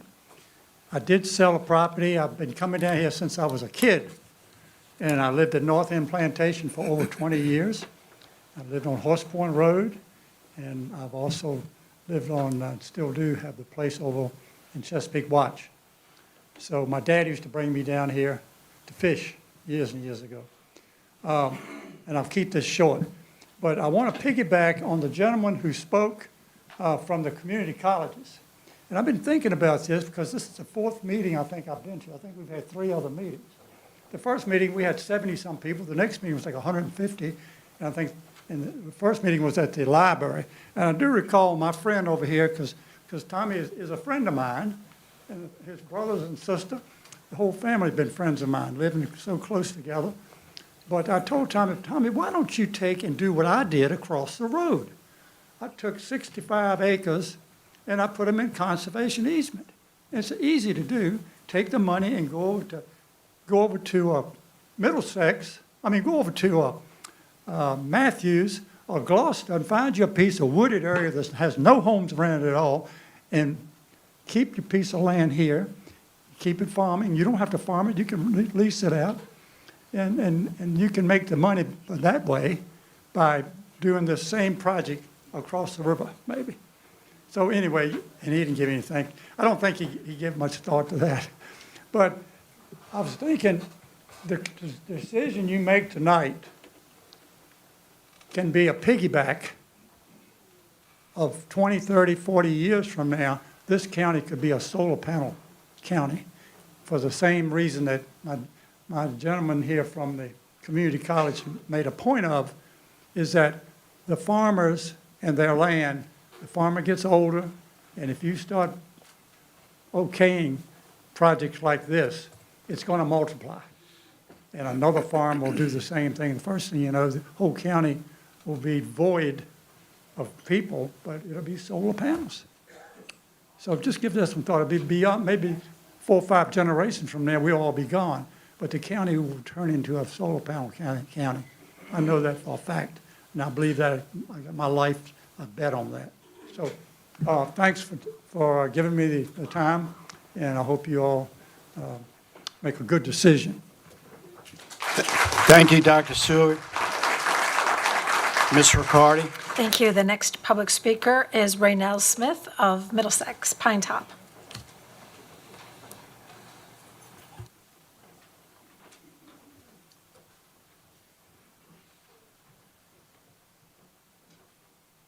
Hi, I'm Raynell Smith from Deltaville. I'm so stiff I can hardly, we've been sitting here a long, long time, and I think you have heard everything that you need to make a wise decision. And in the interests of making that ending this meeting and making a vote, that's all I have to say. I have the utmost confidence in you that you know what to do. You've heard all this information, well-researched, well-documented, well-presented. It's in your hands. Thank you, Ms. Smith.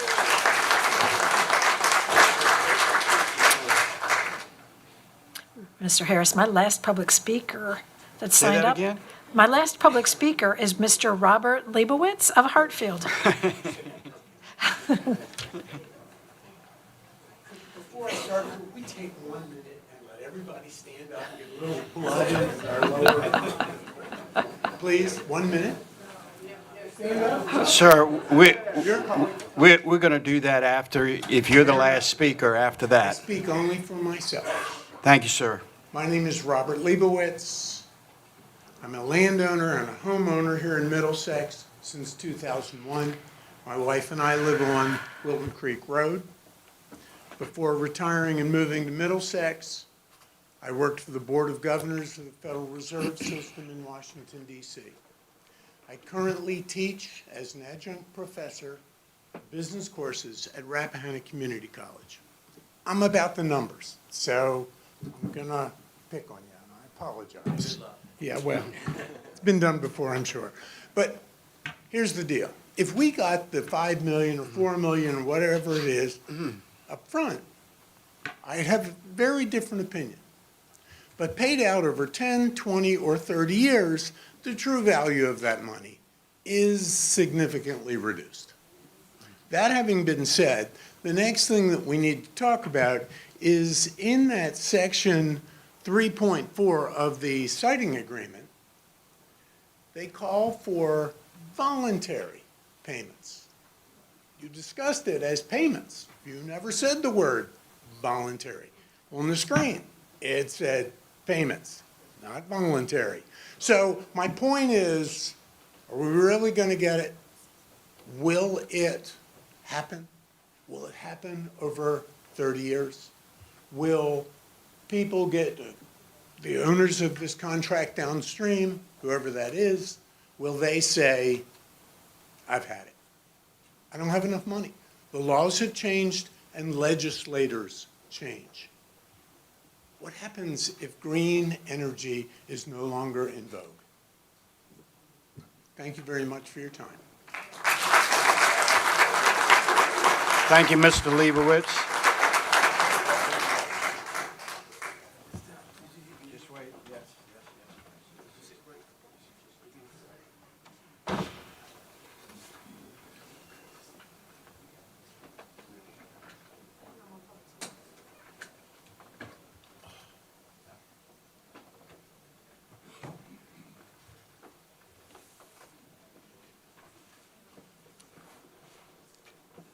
Okay, couple items. Number one, thank you, everybody, for your comments, and thanks for being respectful for each other in this wonderful community that we live in Middlesex, and I do appreciate that. We're going to take a 10-minute break because I am more in tune to most of the people here age-wise, and I need to go to the bathroom as well. We have 2 bathrooms. There's one downstairs, and you're welcome to go that way, go down the stairs, and it'll be to your left behind the stairs. And there's a bathroom here we'll offer you too as well. And stretch or exercise or do whatever you need to do to feel good for the next 10 minutes, and we will reconvene then. And Mr. Chairman, I can open the building next door. They have more bathrooms over there. Okay, that'd be fine.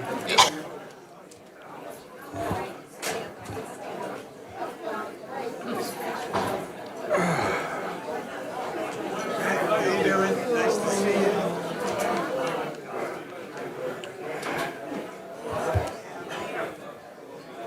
Somebody just go in there. Huh? Wayne does that. Okay, okay.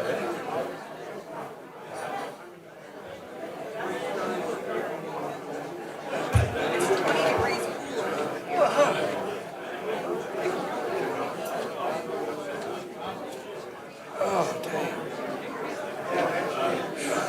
This chair gets a little tough on your back after a couple hours, doesn't it? Glad I'm not sitting straight I'm like, everybody next door. There you go. Okay.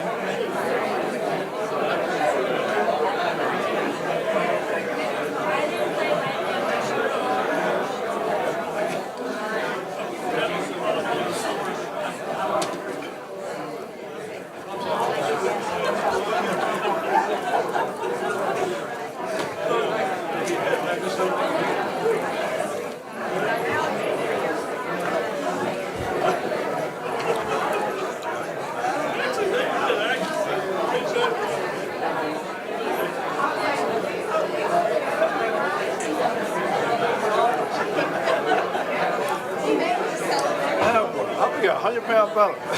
Yeah, I bet.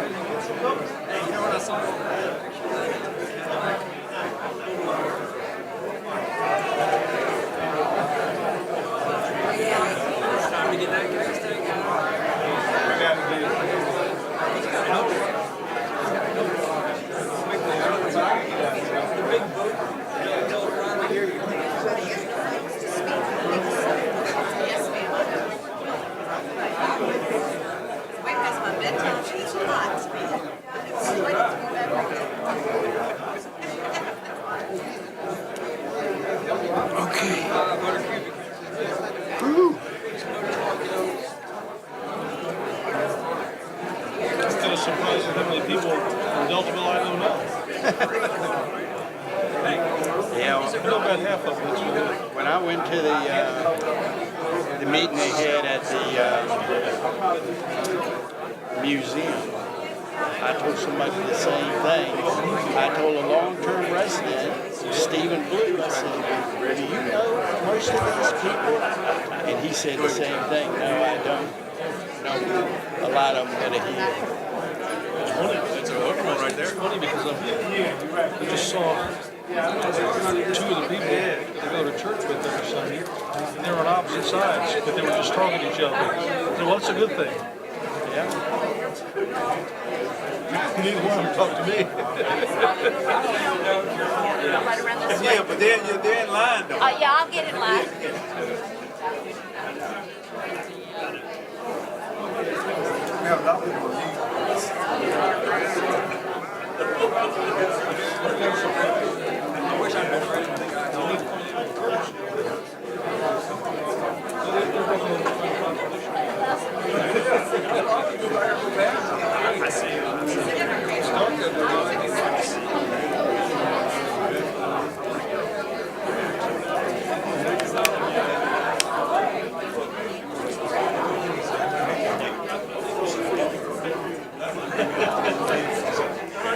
Your mic is still on. I don't know if it makes any difference.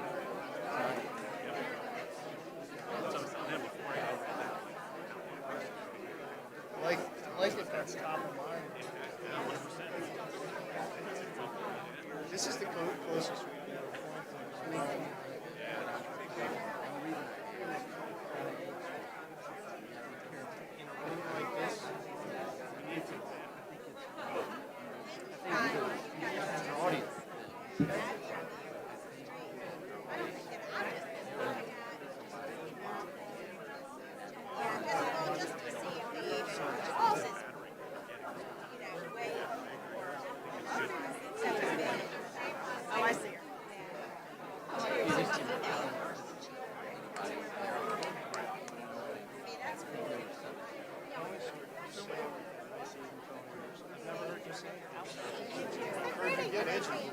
I'm hot too, I'm sweating. That's right, that's why. I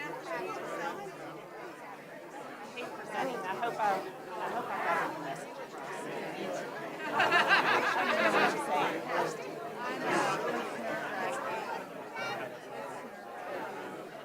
I remember teaching in the rest of the class, and I looked out and there was some guy from his wife. I'm like, what are you gonna do now? I know.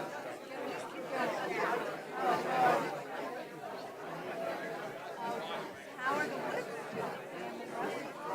I've not seen him since last fall. Yeah, she had a bunch of cancer stuff removed from her teeth. And when she was here, it came down, and she messaged, she wanted to get together. She said, no, I don't want anybody to see me yet. I was like, you're beautiful no matter what. Tell me about it. All right. All right. Yeah, well, I was told to wear that.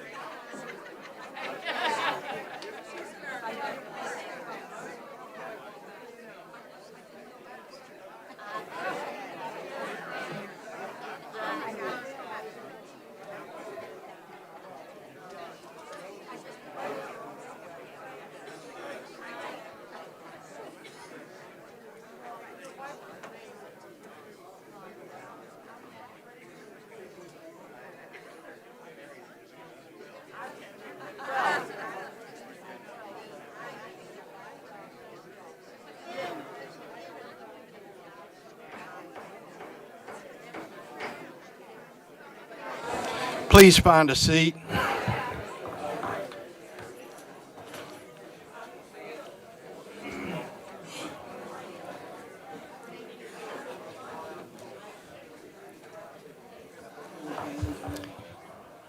Please find a seat, please.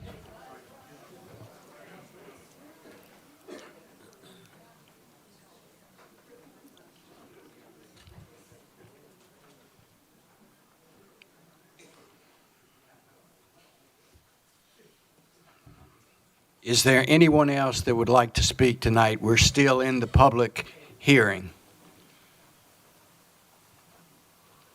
Seeing none, I'm going to close the public hearing, and I'm going to offer the applicants an opportunity for their rebuttal. You had the podium.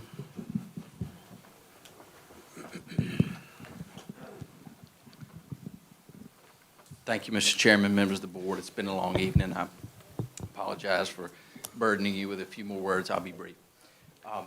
Real quick, I think if you strip away the hyperbole and get down to the facts, as Mr. Kretz suggested at the beginning of the meeting, to the truth of the story here, what most folks are asking this board to do that spoke tonight are asking for your help in requiring the Crittenden family to continue to subsidize their view sheds with property they don't own and that they don't contribute to.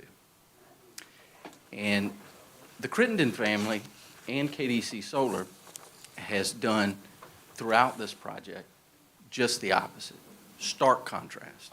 At every turn, from the first community meeting to the planning commission meeting, they have sought to address the concerns of their neighbors. They have sought to increase buffers, increase screening, increase economic impact to try to mitigate the impacts of the proposal that they have made. And I would encourage you to try to look at the facts and look what's really being asked, and that is to have a private landowner subsidize the view sheds of others. The solar company KDC Solar is willing to commit, there was a height issue raised, they are willing to commit to a height not to exceed 10 feet, which is substantially below the initial plantings and the berm. They're committed to using silica-based panels, which have no environmental risks associated with them. All the hazardous materials that were spoken about are different types of panels. The reclamation surety is something that gets proposed prior to construction to the county by a professional engineer. There's an opportunity for review and comment by the county. It has to be approved by the county and then reviewed every 5 years. So there is very little, if any, risk that the county would be left holding the bag before a spade of dirt ever gets turned. Okay? There's financial surety there to decommission that facility and a check on that every 5 years that it's adequate. About fire and EMS concerns, there's a $150,000 contribution to fire and EMS to try to address those concerns. And something nobody's talked about, annual training with the fire and rescue professionals and volunteers in the community to help them understand the unique circumstances of an emergency at this facility. The applicant there was a lot of talk about noise. That's just not true. The applicant's willing, this facility will be inaudible at the property lines. And the applicant's willing to commit to an ambient noise study at the conclusion of construction to ensure that is the case, and that have to be a requirement. And last but certainly not least, the most interesting to me, the siting agreement. That is a form that was developed by municipal attorneys working for and representing localities. We didn't choose those words. I assure you, I wish there were, but there are no, it's a very locality-friendly document. There's no trap doors or back doors or wiggle words or anything in that agreement. If you don't like voluntary, we didn't choose that word. You can make it mandatory. It's of no consequence. It's a real document and it's a real commitment. Thank you for your time. Thank you, sir. Okay, prior to us voting on several things we need to vote on, I'm going to open the floor to the Board of Supervisors. Any comments or discussions or further questions you have for the applicant?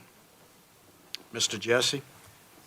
I guess they want me to start first. I've been on the board a long time, That's why you start 25 years.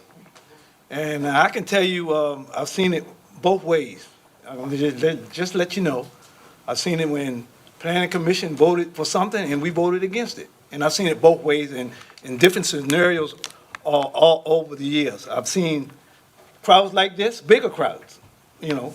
And we gotta all be good stewards. And basically, I'm talking to my board. We got some new ones on here. We got some ones that haven't been on here too long.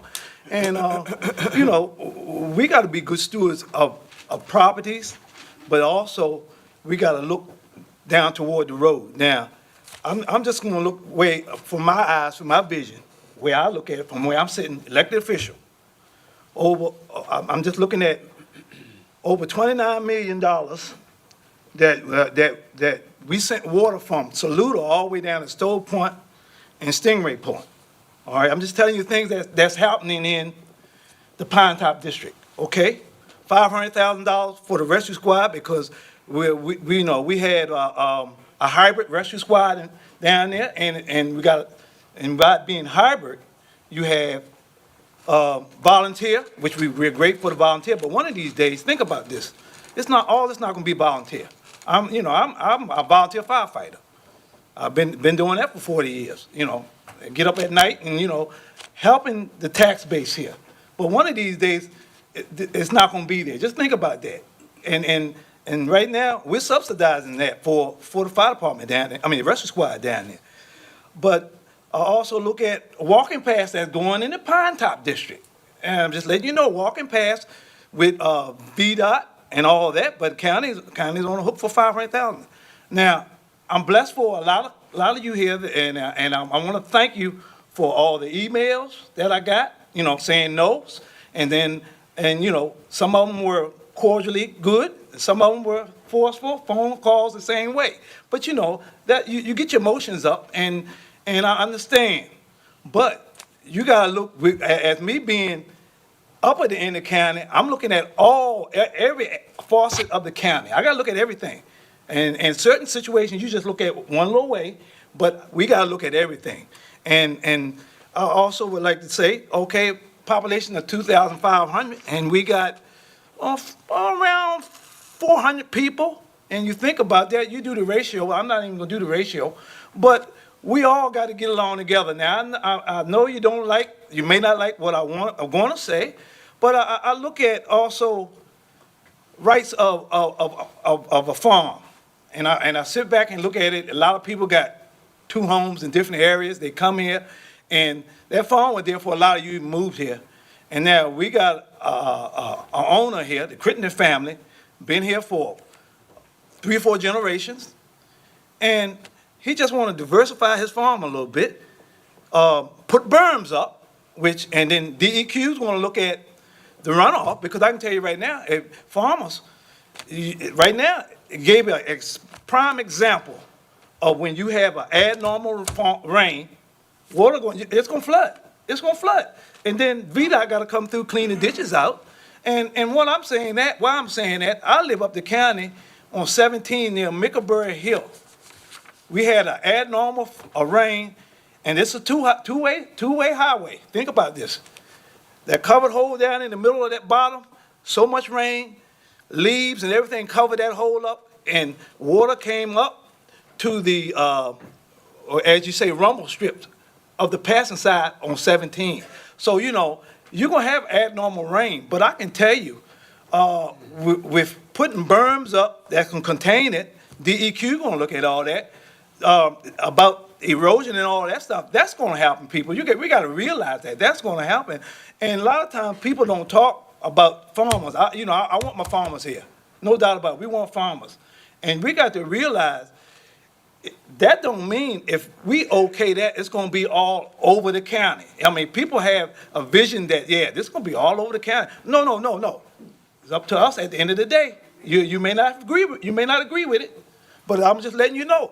It's going to be up to 4 of us anyway right now, and to make a decision that what's going to be best for Middlesex County and our fiduciary issues on the county.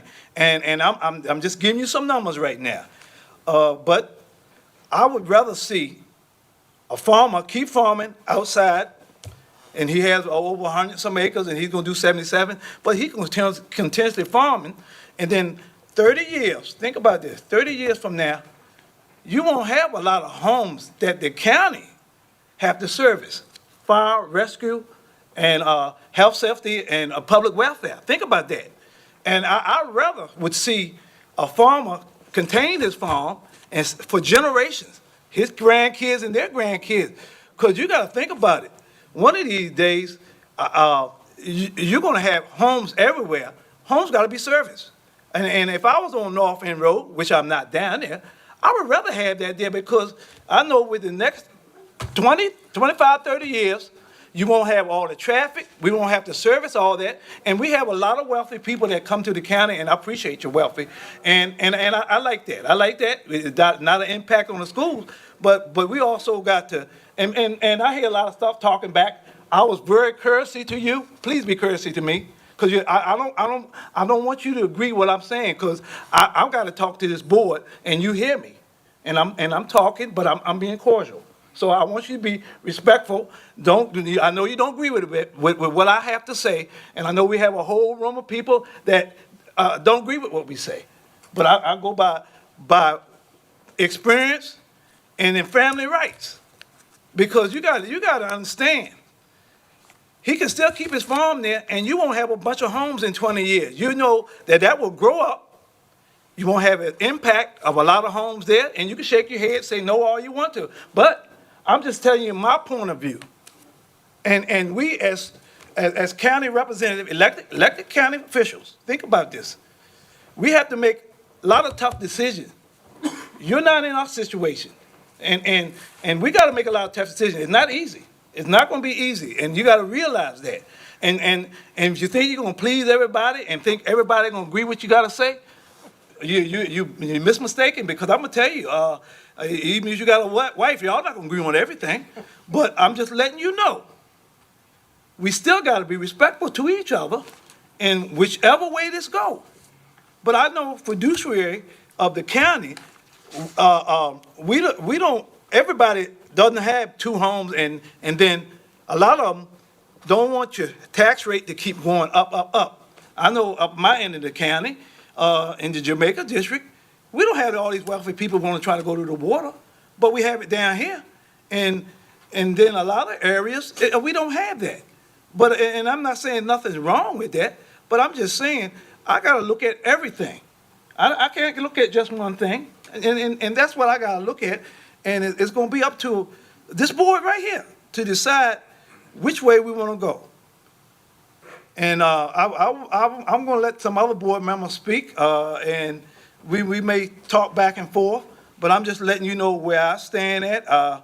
And everybody got their opinions. And I can tell you, my opinion on this, I would rather see a farmer for generations save his farm and still farm and put that there that's going to be quiet. We don't have to service.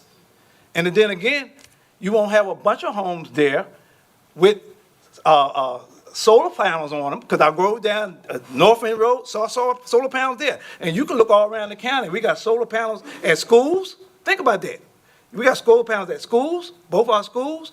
And what I'm just saying, you got to realize we're in a different generation right now, and even with the workforce, we're becoming more of a retirement community. Think about that. And I know I can't afford my tax keep going up and up. This would kind of offset some things, but then again, it will have less impact in that area. I'm gonna tell you, North End Road, you know, if that area with that farm, because I can tell you if a farmer was never there, polluting more than anything, because farmers pollute more than anybody. When you have a big rain, and while you're farming, and you have a big rain, where does it go? Rappahannock River. That's where it's gonna go. It's go right down the Rappahannock River with all the fertilizers and pesticides. And it's a good thing that in that area, we don't have, in my area, they put biosolids. You smell that for 2 months. And if anybody know about biosolids, it smells. It smells. Yeah, and he has produce. You don't do that. You don't put that on produce. But you probably be glad you don't have that down there. But the upper end of the county, I would rather have a berm 100 feet off the road. 1,000 feet off the road on 17, versus a farm throwing biosolids on it. But you know, DEQ don't sanction that, and that's what you got to realize. DEQ don't sanction the pollution that farms make, and when you have a runoff, it's just a special time in a farming, you know, and that's how I feel about that. But at this time, I'm gonna let the other board members give some of their viewpoints, and we can keep on going. Thank you, Mr. Jesse. Mr. Bill Harris, you have any comments? Are we allowed to ask questions? Yes, you are. Yeah, I'll let that question. I believe it was you, sir. You made a comment. Yeah, I believe you made a comment about how you've handled this type of thing several times before, solar projects and so forth and so on. Yes, and you said that this is the most significant contribution that you have been involved with. Can you elaborate a little bit why you think this is so significant? The largest you've ever seen? I think that the Crittenden family, which was the driver of that commitment, and made concessions, economic concessions themselves, to be able to afford to share that revenue with the county, is probably more altruistic, more generous, more concerned about their legacy and trying to do the right thing by their community than any other landowner that I've worked with. And that we were able to achieve those economics, which really would have otherwise blown the budget, because of their willingness to make that take that hit and to share that revenue with the county. Thank you. Anything else, Bill? Okay, Mr. Williams, you have some questions or comments? I got a few comments. Reggie Williams, Harmon Village District. You know, I've been in this county all my life. I was retired from the mill in West Point, 42, 43 years of shift work. I've been knowing the Crittenden family. I done worked in the fields when they had down there, picking up potatoes, 12.5 cents a bag, pulling weeds out the field. I remember when they had the tomato factory down on North End Road, you know, getting up hay and these kind of stuff. And I'm just gonna touch something that Bill asked a few minutes ago. It's not too many of us in the room that would do what he did, because we got another solar farm coming. I asked him, what you gonna do for us? All of a sudden, we get somebody that was nice enough to Middlesex County, okay, to make sure that Middlesex gets something for it.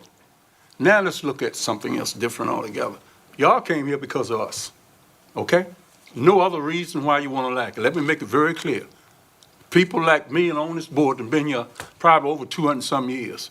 So don't say you came to Middlesex because of nothing special. Y'all came here because of cheap taxes, and you brought your house. Now, if you bought your house here, for instance, and you paid X number of dollars for it, your house, then you go in the courthouse, what your taxes paying on it? Okay, just check. You don't have to check. So you could have $1 million house, for instance, and you paying tax on $400,000. You gotta, and some of y'all say, well, how did he know that? Well, I'm just telling you, it might be a friend of yours, but I'm just giving you that scenario.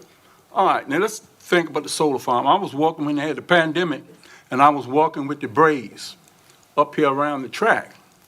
And me and him was talking. We were talking about solar farms. He said, what you think of a solar farm? I said, well, you see a football field? A solar farm would go on a football field. You see the track and the space and stuff like this? He said, yep. I said, the corn would go on the outside with a berm. I told him this 5, 6 years ago. Okay, this has been 5, 6. And we just talking, not like he gonna put it. He said something like that. He said, why we said? Because I don't want to see it. Now, I can pretend I go way off from something and look across North End Road. I know where all y'all at. I know where the thing at. And the way it's set up, and Middlesex is set up like this. You got your houses over here. You make your left turn, you got your houses over here. Guess what? Do your history on your land to find out who owned your land and how they got it. That's what I would say, be interested. Now, somebody come and want to do something good for the county. I don't know, $5,900, all right? And if you didn't come here, like I said, I've been here all my life and everybody on this board, you can shake your head all you want to. That's just how it goes. And let me tell you something else. The guy that came up to interest me, he said he came to Middlesex to die. Well, guess what? That's what he's going to do if he don't do nothing else. What have you done for Middlesex lately? I tell you what have happened. Middlesex was booming. Taylor's Restaurant. Guess what? Do you shop here? Do you bank here? I guess not. Because you shut the bank down. We had a nice bank in Delta. We shut it down. And I didn't say you shut it down because we don't use it. So when we started thinking, are you going to keep on, I don't know if a prior site, are we going to keep pulling something out of something and put nothing back? So ask your question, why really did you come here? The gentleman stood up earlier, got the nice, I guess, $1.5 million house, was sitting down and been here 14 years. Right there at the end of the farm. I mean, we looked at it. Nice place. Go down there right now, you can't see the house. and had nerve enough to say, if you go upstairs in the middle of the winter, and you take a bifocus and you can see it. Now, this is what I'm saying, because I came up in the country. Any woods you got, anywhere you want to go, if you can look through them when the leaves fall. So I'm for real. You know, I'm not making up nothing, but you ask me where I'm at, let's talk about the screening. The buffering. Now, y'all know where Christ Church is at? Oh, y'all know where Christ Church is at?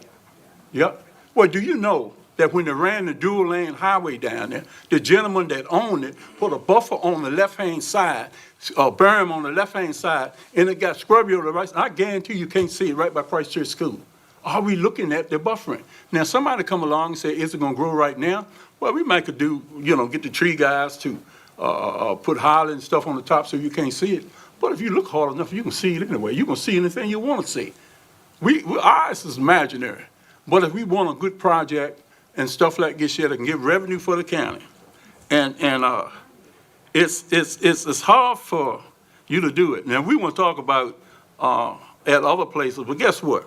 Gloucester County, 400 acres, they're putting in solar farms, setting up in the air so you really can't see it when you ride by, but you can go in the woods. King and Queen, 1,700 acres of solar panels. Charles City, 2,200 of solar panels. Essex County putting in 400 more.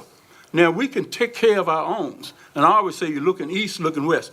We can be, with this solar system, it can be an example. Is it exactly like what I want? It's getting pretty close, to be honest with you, because it answers all the things. Number one, he said he's going to test it. Number two, he said, but the money, the distance from landowners, proper screening, ain't going to take care of the runoff, and at the end, they're going to take care of the cleanup. Now, you're going to tell me that's a bad deal. You tell me it's a bad deal.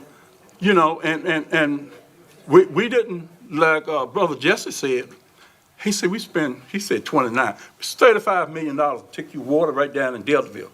All right, now let me give you an example of this. Everybody in the other end of the county spent money, I didn't vote for it, spent money to take water down Deltaville. I saw a guy right standing on this floor crying because he was so happy that we was going to send water down there. And guess what? Some places in Deltaville, y'all got your own little section. You got your own water, maybe feeding 10 or 12 wells. So I drive the old yellow school bus after I retired, and I'm seeing different places. So you set up like that to be to yourselves. Then when something come out on the, that you can see, all of you get together. Everybody got a good idea. Look, we don't want nobody to have this, but you got your own. Because that's how we are built. We are built on cul-de-sacs, we are built on developments, and we kind of like built in separation because all the land on the water, guess who owned it? You could get in Christ Church and run over down the beach of Deltaville, and you wouldn't have to worry about it until you stay off my backyard. I can't go there no more. So, you know, I'm looking at this thing, this is pretty good what Tommy's doing. And if you was half of the person that want to do something for Middlesex, what he's doing, if we really see it, we would be a whole lot better person than what we are. All right? Because what he says is real. Thank you. Thank you, Mr. Williams.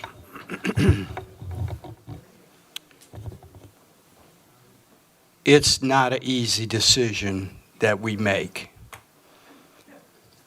I've had 100 people ask me, why are you running again? I think it's important to have people on the board that have seen where the county's been, see where it is now, and then make some decisions on what the county needs to look like long-term. And I can assure you, it's not been an easy decision for all of us on the board discussing the pros and the cons of this project. We hope that we make the right decision. We pray that we make the right decision. But it's not been an easy decision for a lot of reasons, pros and cons on both sides. But we're going to try to do our best for this decision tonight. I have no other questions. So with that, let's move into the other three spots that we need to move into. Would you help me with that, Madam Attorney? Yes, Mr. Chair. So the first thing before the board is the appeal from the Planning Commission about whether or not this project is in substantial accord with the county's comprehensive plan.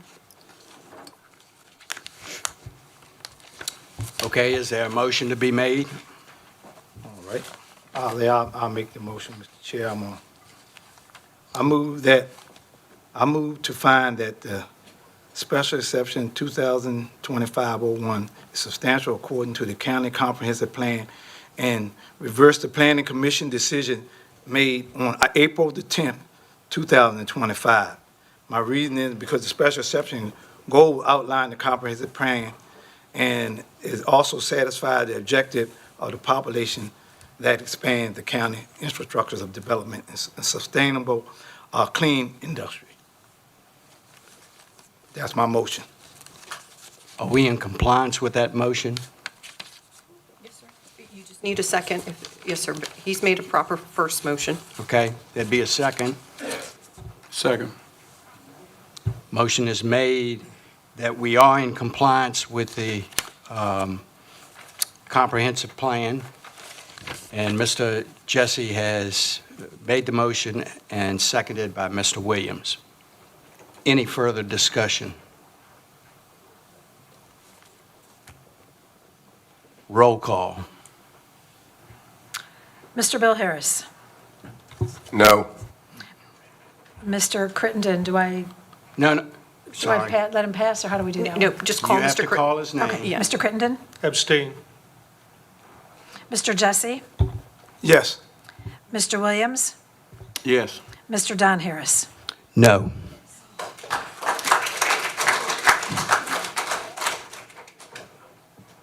Mr. Chairman, with a tie vote, it fails. You do not have a tiebreaker pursuant to Virginia Code, and it's not in pursuant to your rules of procedure. So the motion failed. Second motion, please. Your second, yeah, the second item before you is the special exception. Now, obviously, because you found the first motion failed, but we have to address all three because procedurally they are before you. Correct. So next is your special exception. And that's special exception 25-01. Is there a motion for the special exception?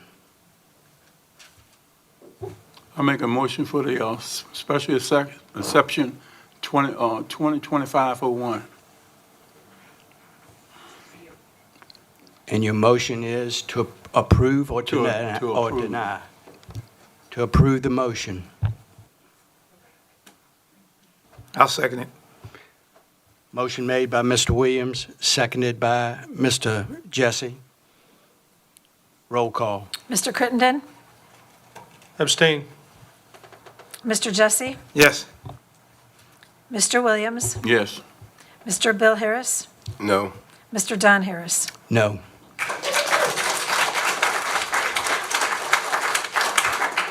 Mr. Chairman, again, it's a tie vote, therefore it fails. The last item before you is your citing agreement. Motion?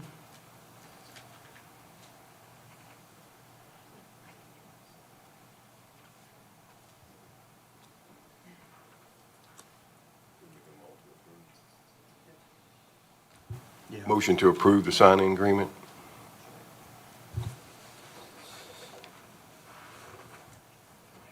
Roll call.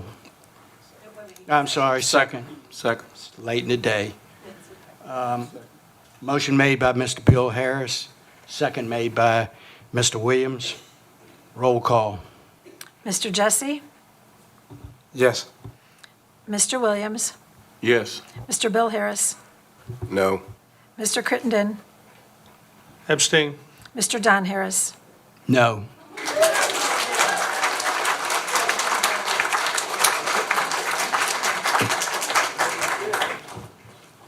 Okay, a motion to adjourn would be in order.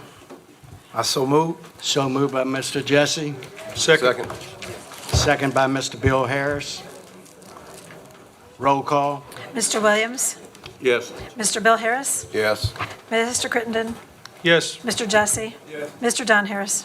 Yes.